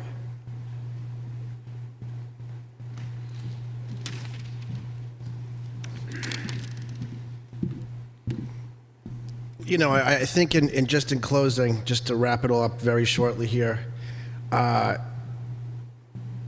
to a couple of the last points, you know, I think as an applicant looking for a density variance for workforce housing, I think we've gone above and beyond in providing this board with the information that was required, that was accepted from day one from the planning department. We're talking about density variance here after all. And a lot of other people are going to get a lot of their stabs at this thing going forward, including planning board, which is going to answer a lot of these issues. Every dollar we take away from this project, developing plans beyond getting a ruling on density, takes away from the project itself. It takes away from the group of people that we are seeking to help, which is workforce housing. You know, my partners and I, you know, we aren't developers. We are entrepreneurs, We all run independent businesses. We've all been successful. We're all self-made. So to hear someone say that they're not developers, they've never done this before, therefore we're somehow less, it is offensive. And this project does come down to workforce housing. You can show me every green area on that map you want and say there's water available, but if there's no land available and there's no good land to build it, and the land that sits right there has sat there for the last 15 years vacant, and it was a mill before that. It wasn't some glamorous, pristine environment. It was a mill. Hard men and women went there and worked. This is that's the whole draw to it. It is in town. It's on water and sewer. It has the ability for people to walk and not use transportation like cars and stuff like that. And it gives people the opportunity to live in a place that's affordable. That's why we chose to do it. And that's what it does come down to. It comes down to either you're for workforce housing or you're against it. And the lawyer sitting right there knows. And that's why you brought him here tonight. Thank you. Madam Chairman, would you allow me just to add a few words of focus for the board? Certainly. My role here is not to advocate for this request or against it. The board has allowed for a discussion of a broad range of topics here, but just to focus on what you are here for, there were two simple zoning provisions adopted by the voters of this town: the 6 units per building and the 6 per acre. The role of this board is not, you don't have the discretion to increase that just because you might like the proposal. That's not your role. Your role is limited, your role is connected to the constitutional function of this board, which is to allow some flexibility if a zoning provision is so restrictive as to take away most or all of the use of the property. In New Hampshire, that is expressed through now, not 20 years ago. That was all decided by case law, but these days it's expressed through 674-33. So, which contains these 5 tests, 5 standards, that each one of which must be met before you can grant the request of the applicant. So, in your deliberations, whether those are heading toward approval or toward declining the request, I ask you, urge you to focus on these 5 standards in the statute. Keep your discussions within those 5 standards to see if the applicant, see if you agree that the applicant has or has not provided evidence that each of these standards have been met. Thank you. Thank you. I'm going to take a couple of minute break to grab some water out back. If anybody else wants to take a 2-minute break, be right back.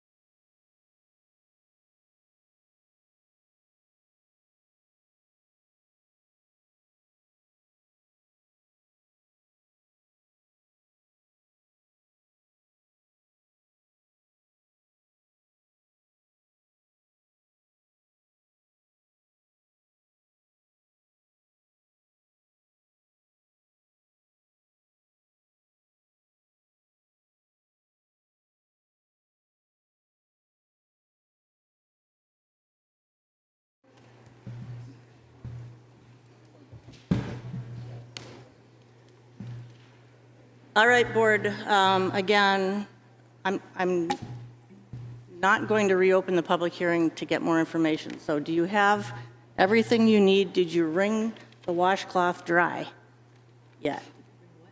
Wring the washcloth dry. Do you feel you each have enough information to answer the 5 questions yourself? That's a question. It's been discussed by Mr. Ford, and it's in his memo about doing the traffic study. Is that something we want to talk about either with the applicant or amongst ourselves? One clarification I guess- I might want to make, and unfortunately, I think Mr. Ford has left. The comment was made, regardless of what happens on that property, a traffic study may be required. It's not the same traffic study. It's the same study, but the proposal is different. So it's a much different answer if you say, dear DOT, we're thinking about 6 units, or dear DOT, we're thinking of 50. Right. And So I just don't want the public to think that even if a Yes. 6-unit building went in, all of a sudden there would be a traffic light. Those are not foregone conclusions. Right. The question is, would the applicants like the opportunity to put forth a traffic study that indicates that the density variance does not cause sufficient impact from what's allowed to what they're asking for a density variance? And along those lines, if they're willing to do that, I would also say that we would want to tighten up the proposal for the pro forma so that it's correct and understandable. We're not financial people, and we might want to have somebody else run through those numbers for us. So the question is, applicant, would you like to continue the hearing in order to provide a traffic study? No. Thank you. Any other questions? Can I have a motion to close the public hearing? Move to close the public hearing and begin deliberations. And Tim seconded. Sarah? Yes. Yes. Yes. Okay, public hearing is closed. Why don't we just jump right in with number 1 and maybe start down at Sarah's end of the table, if you don't mind? The variance will not be contrary to the public interest. What are your thoughts on that? I have some concerns about that because I think that the great amount of traffic caused by the density will impact the public in a negative way, and health, safety, and all that. I don't think we can, in general welfare, it's sort of part of number 2 as well. And I think it would not be in keeping with what zoning ordinances are for.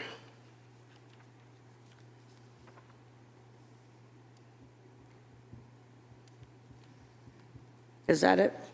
That's it for me Okay. right now. Suzanne? Yes, go ahead. Yep. The variance will not be contrary to the public interest because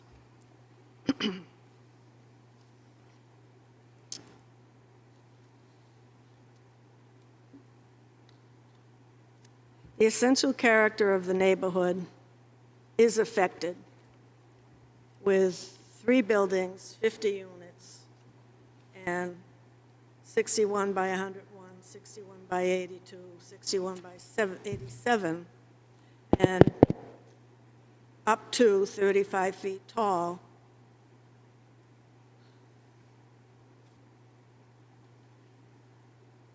These buildings generate, well, maybe it's not working. I get it right. No, closer. Getting better. Keep getting Now? closer. Yeah, closer. Okay. While one building may not have such a great effect the cumulative of 3 buildings overcrowding and an undue concentration of population and buildings on that lot add to the degradation of the aesthetics, the environment of the neighborhood along the Falls Path and Back Bay, which would violate the spirit of the ordinance. And just so we go to the spirit of the ordinance, the purpose of 175-1, Wolfeboro zoning, Article 2, adopted in 2011, as adopted from 674-17, is to and I'm gonna encapsulate what it says, but to regulate land for the purpose of health, safety, and welfare of the residents, adopted to promote orderly growth, to ensure that development is commensurate with the character and physical limitations of the land. Further, this chapter is designated to ensure that a timely location and nature of new development takes into account the immediate and long-range financial impact of the proposed use. And to that end, I would say that this density that's being requested is not in the spirit of the purpose of the ordinance, as we've overcrowded and overdeveloped that particular small area. Thank you. I just want to clarify that we are looking at one of the 2 variances. Right now we're looking at, it sounds like we're looking at density as opposed to 6 buildings, 6 units in a building. Just density. Just density. I mean, some of these things might overlap as we go, but I think you 2 spoke to density. I did speak to density. Okay, good.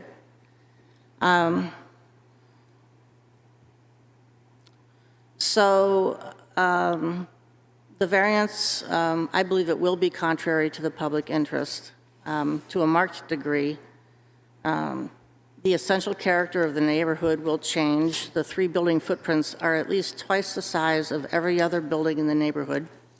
No elevations have been submitted to show how these 3 buildings fit with the aesthetic of the neighborhood. From the testimony, there is 1 level of parking underneath and 2 levels of living space above.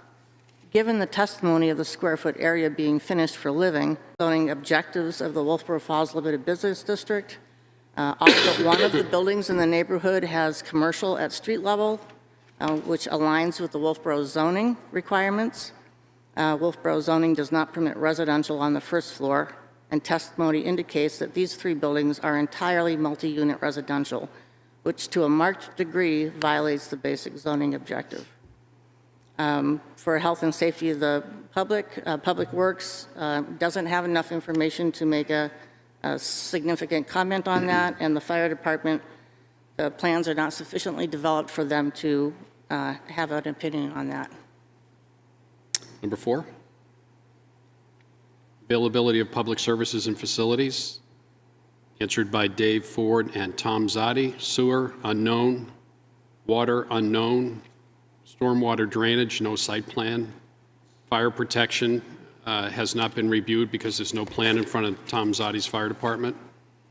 As far as streets, Dave indicated that there would be some studies done out front to address traffic. Parks, I'm not sure why that has any bearing except for people are going to walk the Cotton Valley Trail, which is what it's there for. And schools, I'm not sure whether that's any impact. There's too many unknowns. So that. You know, I think it's unfortunate that we worked from limited information because I care deeply, and I think everybody else does here, about workforce housing, trying to give a lot of space to that. But when the fire department said the site plan is not sufficiently developed to make a statement about safety, I can't agree that, I can't approve a density variance without thinking about safety. To me, those do go hand in hand. And so I won't repeat, I won't repeat a lot of what they said, but to me, the traffic and the safety is a critical issue.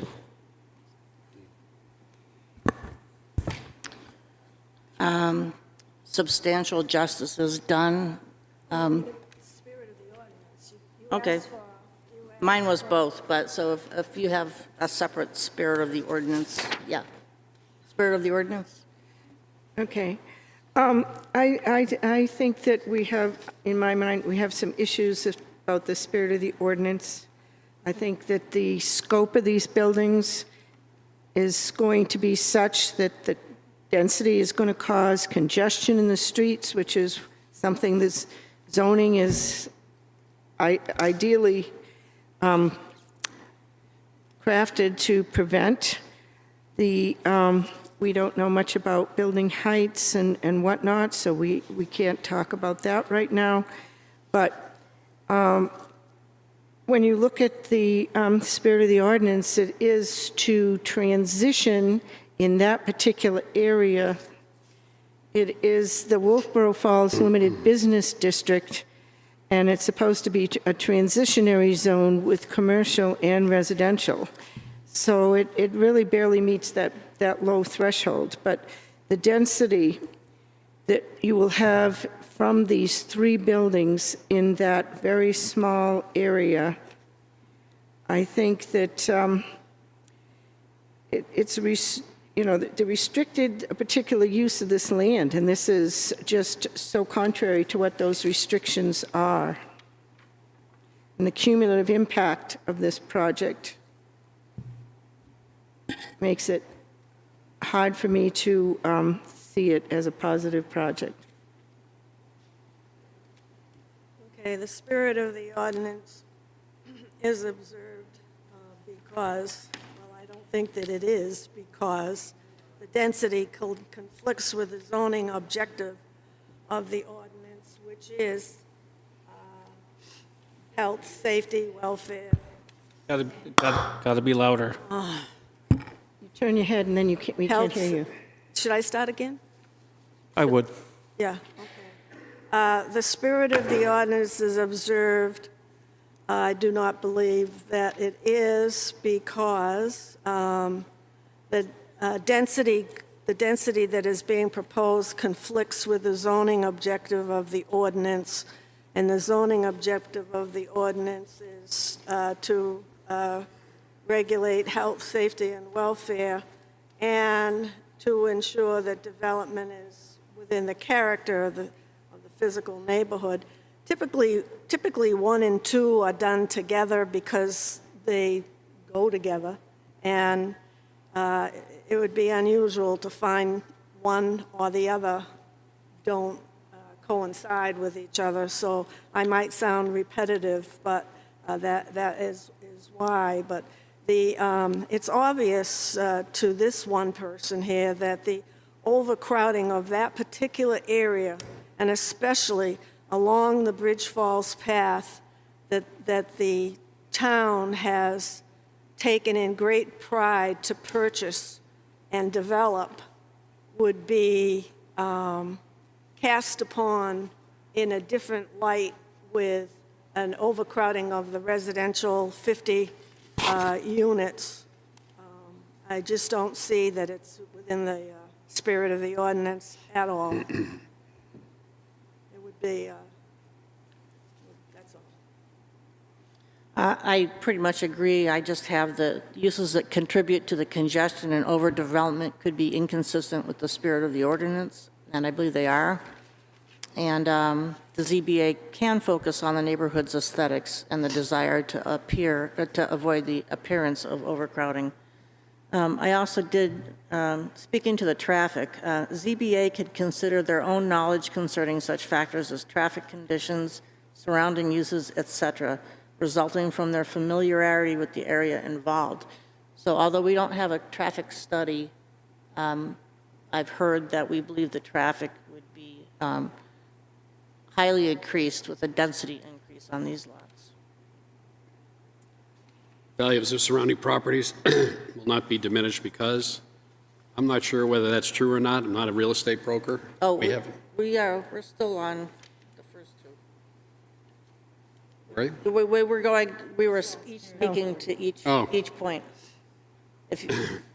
But you'll get there. I'll get there someday. Okay. Do you have anything to say No. to the spirit of the ordinance that hasn't been said? Okay. Sabette? I would just say that the applicant in his application stated something about the requirement of every community to provide reasonable and realistic opportunities for the development of workforce housing. And while I agree with that, I do not think this is either a realistic or reasonable opportunity, unfortunately. So I don't think the spirit of the ordinance is met. Audrey, could I just add something about the neighborhood character? We've done numerous studies through, I think, at least 2 or 3 different town planners and economic development with UNH about what we see our vision for the town, and it comes back overwhelming that people believe this should look like this quaint little town in New England. They don't want it to turn into another, and I hate to cast aspersions, but strip in North Conway. And to add these humongous buildings in amongst the apartment buildings that are there, that are all old-fashioned New Englander type buildings, I think really would violate that basic character of their neighborhood. Okay. I'll add to that one. Yep. There was a comment, one way to ascertain whether granting a variance would violate basic zoning objectives is to examine whether it would alter the essential character of the locality. As the fundamental premise of zoning laws is the segregation of land according to uses. Harrington versus the town of Warner, 152 New Hampshire 74, 78, 2005. A variance must be denied if the proposed use will alter the essential character of the neighborhood, which I believe some of the folks down there just commented. What number is that? What number are you, what number of criteria? We're talking about 2, I believe. Spirit of the ordinance. I was reading from the legal document. Yeah. Substantial justice?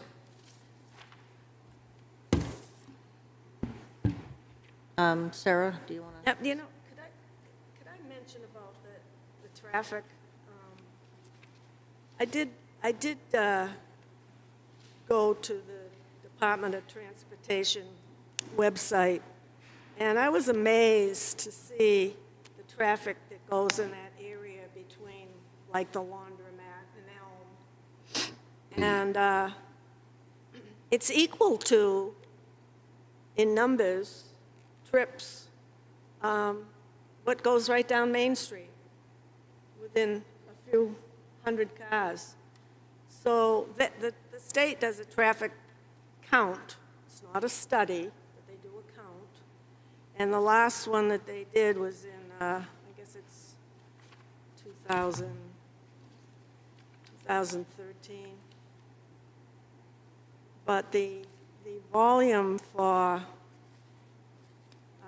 July in 2013 was 414,246 cars for a period of,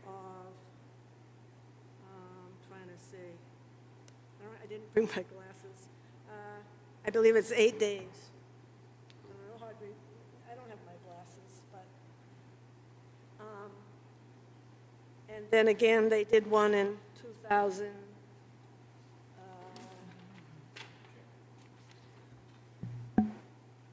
98. But at any rate, the point being that after looking at these numbers, I was actually quite surprised because although I traveled through there, I didn't realize it was quite what it is. Sorry to deviate. So we're on Spirit of the ordinance? Pardon? Spirit. Substantial justice. Yeah, spirit, right, substantial justice. Substantial justice. Okay. I feel that the request for the density requirement as presented causes more harm to the general public then it outweighs the benefit to the property owner. And the reason I say that is, again, I go back to Bridge Falls Path. That is a premier asset to this community that a lot of towns don't have. And what would be facing as you go into town on your right-hand side would be, we've been told, and it's been testified to, the equivalent, a building would be equivalent the size of the Avery building. So you picture off of Willow Street, 2 buildings the size of the Avery building, certainly would cause harm to the general public when they're walking that path. It would have a significant adverse impact on the individual neighborhood as it sits. The neighborhood is a long-established neighborhood with a mix of use, apartments, Chinese restaurant, flower shop, and it's a balanced mix at this time.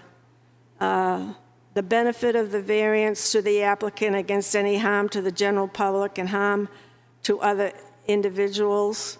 I say the harm to the general public is substantially more than to the applicant.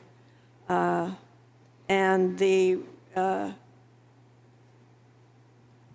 it's not consistent. The scope of this project, the density of this project is not consistent with the surrounding area. I would agree with that. The proposed development is not consistent with the area's present use and deviates largely from that. And it's not necessarily just the immediate area that actually is visible from across Back Bay. So, and is not going to present the same type of New England appearance from the rest of Back Bay as the existing buildings do. Substantial justice. This is, item 3. According to the New Hampshire Housing Authority, while the Granite State has made inroads, there's still a housing deficit. As many as 20,000 units are needed. The greatest needs in affordable housing, also called workforce housing, which includes starter homes, townhouses, condominiums, apartments, and accessory dwelling units. While inclusive of low-income housing, workforce housing is defined as affordable to a renter earning up to 60% of the area's median income. I'd like to ask Tavis, Harriman Hill, aren't they getting an expansion up there? Does Harriman Hill fall into any of these categories right here? I'm sorry. Harriman Hill's not getting an expansion. They were approved for 3 phases, and phase 3 hasn't been developed. I believe they do fall into some of those categories, yes. So the town is not against it. It's happening right here. Well, I can't speak to whether the town's for it or against it, but the town has supported it in the past. That's my comment. Okay, Sabette? A couple of things. One, I just want to add one thing about the Bridge Falls path. With your microphone. Oh, I'm sorry. I would add one thing about the Bridge Falls path and my feeling that substantial justice would not be done if we granted this, because the fact that all of the traffic from the 3 buildings would have to cross that path to exit out Willow Road, and I don't think there is any other possible way it could be engineered, would substantially alter the experience of Bridge Falls Path, which is a real benefit to the town. And if I were on that path with my family, came here for vacation in Wolfeboro, started in Wolfeboro and headed out, within 5 minutes, I've got to stop for 15 to let cars come and go so my kids don't get hit. I would be really concerned about, well, wait a minute, is this going to be my experience for the rest of the path? So I'm very concerned about that. But another thing, and I'm not sure this is the exact right place it comes up, but one of the things that the applicant said is that they have shown that this is a public need and not simply a want. And I do agree very much that it's a public need.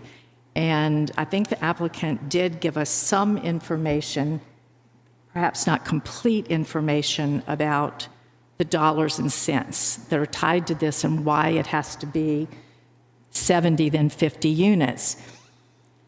And maybe I'm misunderstanding this, but in Harrington versus the town of Warner, it said that the court held that the lack of reasonable return is not necessarily sufficient. There must be actual proof, often in the form of dollars and cents evidence, that there's interference with reasonable use. And so the point earlier that the applicant made about they have to have this many units in order for substantial justice to be done for them, I'm not sure has been proven. Audrey? I kind of got skipped because she said something else and then she started in with this one. But sorry. Yep. Essentially, I would just say that I agree with all of the points that the other members have made, because I think that the loss to the general public is much greater. Okay. The values of the surrounding properties are not diminished. Sarah? We didn't have a lot of information from realtors. I went through all 40 of the submitted, well, some were emails, some were letters, some were copies of presentations that people made, and there were several notations in there about people being very concerned that are abutters, that the value of their property would go down because the access to their property would be hindered for their businesses because of parking by the people from the apartment buildings, because they saw parking as inadequate. And they thought that the comings and goings, the traffic and noise and a number of other things caused by the fact that there's not much room around these buildings to allow for servicing, oil, trash, and all these other types of things would impose upon their enjoyment of their property and would cause their values to go down. We don't have any testimony from a broker or a realtor, but they seem like valid points. Okay, the values of surrounding properties will not be diminished. First of all, the burden is on the applicant to convince the ZBA that this project will not decrease values. It's not our job to prove that it would or it wouldn't. The evidence has to come from the applicant. He has not provided us with that evidence. He has simply reported in one of his criteria that out of the handbook it says that residential living improves the neighborhood. Well, that doesn't give us the evidence that says that it will not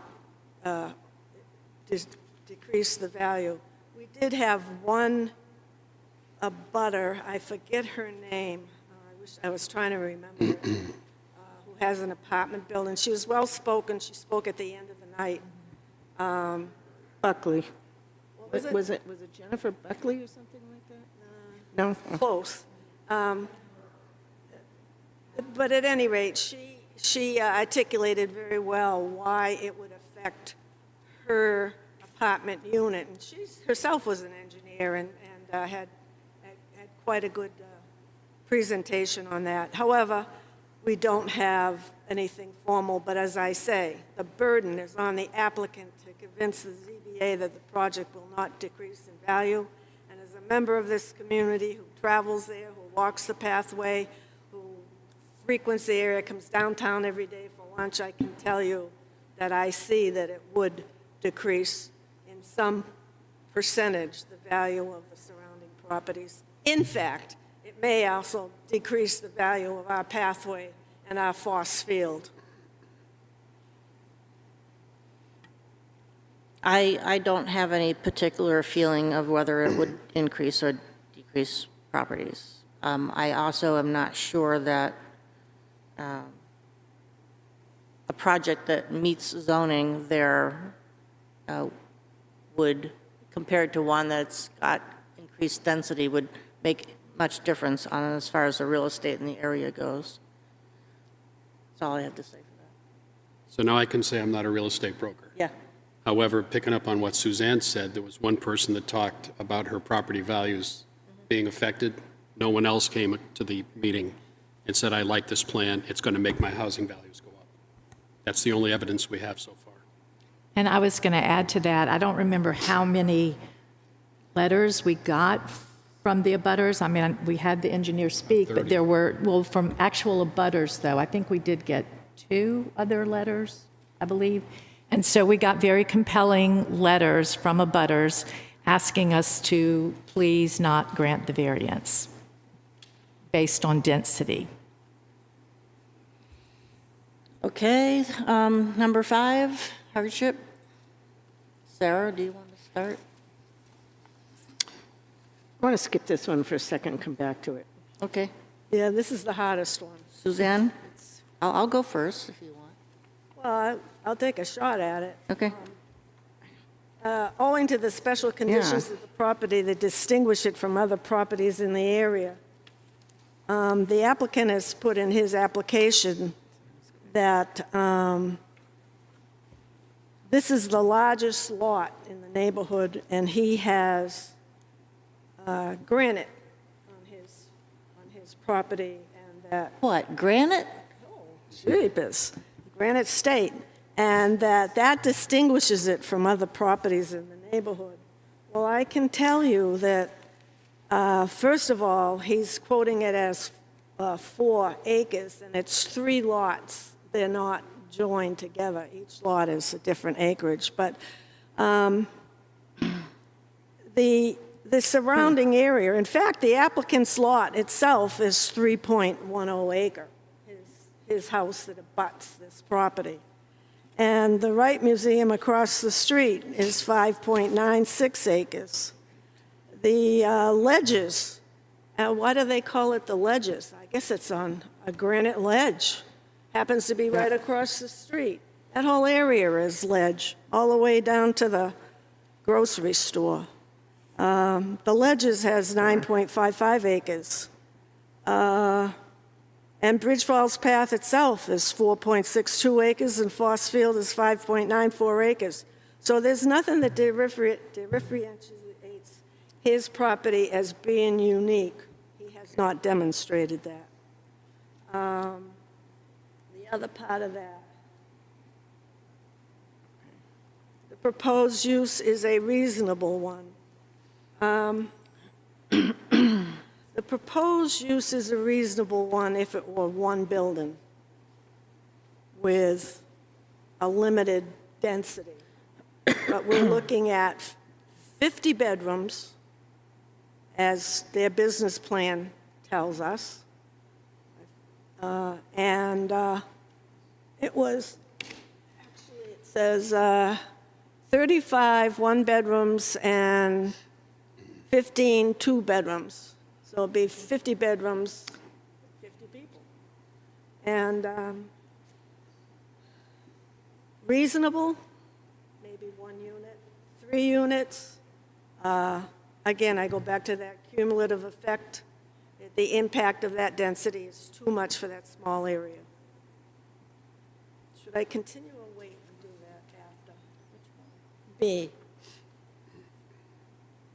We only need to do that if this one isn't true. Well, I don't think that one. Yeah, if this one doesn't pass, then you do this, but you don't need to do them both. So I'll go. Okay. So, looking at the submittal from the applicant and kind of just reading through it, I picked up on the points that he listed that were, that he considered to be unique. And I found 6 that I don't believe are unique. All the properties within a half mile of town that could be considered walkable via the sidewalks or the Bridge Falls path. So the fact that this is on the Bridge Falls path is not at all unique. There's a lot of walkable parcels downtown. This is not one of the largest lots in the area, particularly when you consider that 2 lots were joined together in order to make a larger lot. A lot of other lots could be joined together to make a larger lot also, so that is not unique. Many lots have wetlands and/or ledge in that area. This lot is not shielded by Back Bay. In fact, the most massive sides of these buildings will be visible from many of the other lots on Back Bay.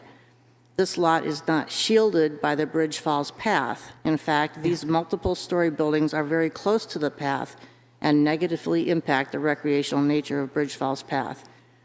The parcel does not boast two ways for vehicle traffic.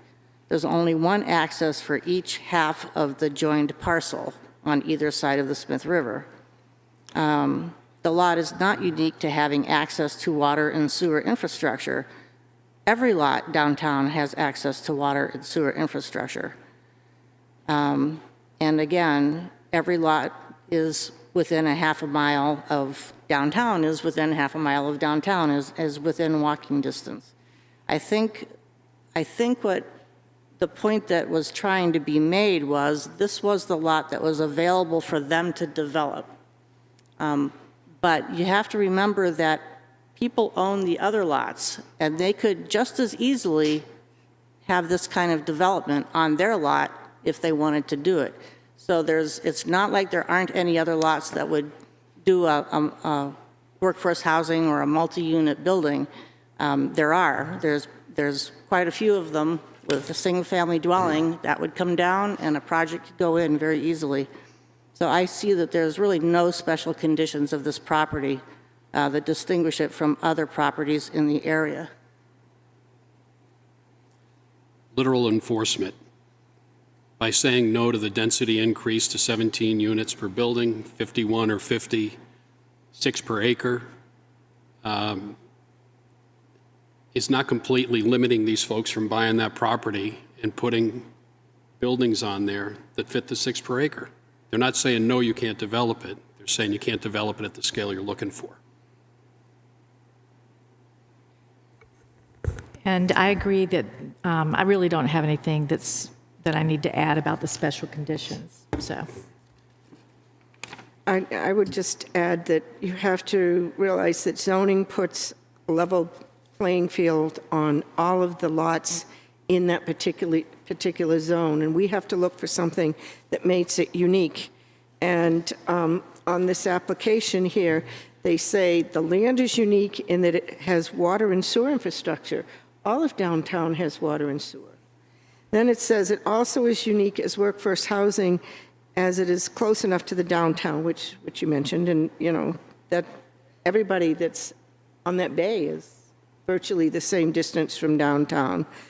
And the ledge and the wetlands are not unique. The ledge, I know for a fact that the Baptist church 2 blocks down the street used to have to run water all winter long in their basement because otherwise the pipes would freeze because there was so much ledge that the pipes for the town water line weren't buried deep enough. So ledge is very common in that whole area. And Suzanne, alluded to that because the multiple units up at the top of the hill is called the ledges. So I find that I can't find a hardship that is there based on the property. One other thing to add. Absent any special conditions, which I feel there are none, which distinguish it from others in the area, no variance may be granted even if there is a hardship. And that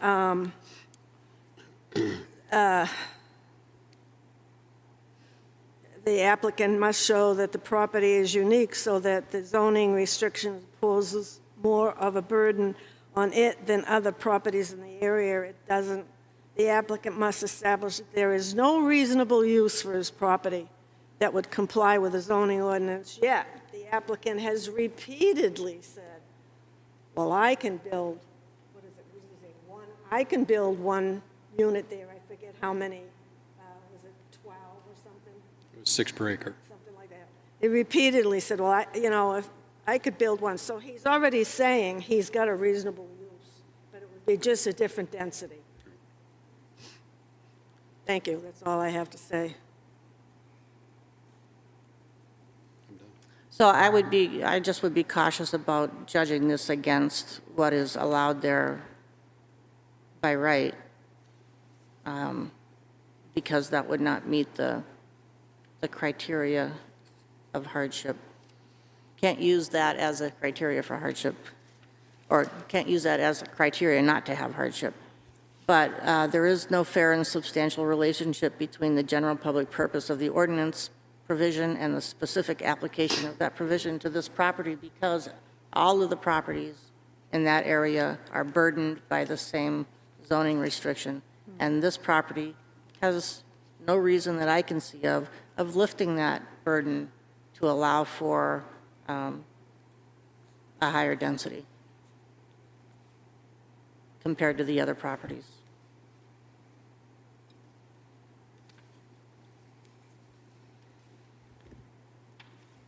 Does anybody want to make a motion?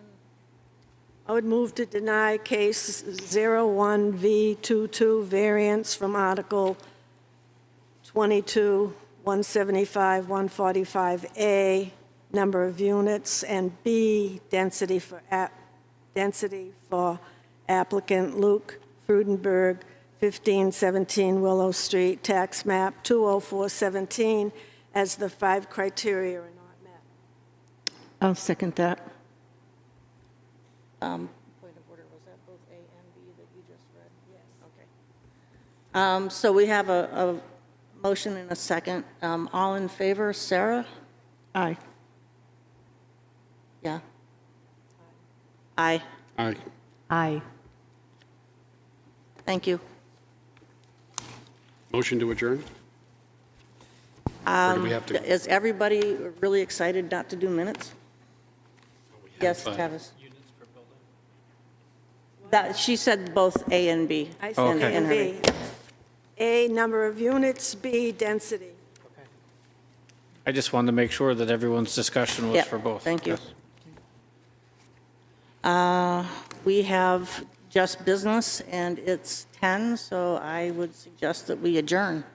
So moved. Can we approve Chuck first? Take a little quick 2-second vote? I can't hear you, Tim. Well, I'd rather not, because Kate isn't here. Kate, the other woman that I wanted to appoint, so I would be doing both. Second. Second, prevent him from serving. Oh, yeah. Yeah. Although we could do it at the beginning of the... Yeah, Audrey? good. Yeah. Adjourn? Yeah. Second. All in Audrey? favor? Aye. Yes. Audrey?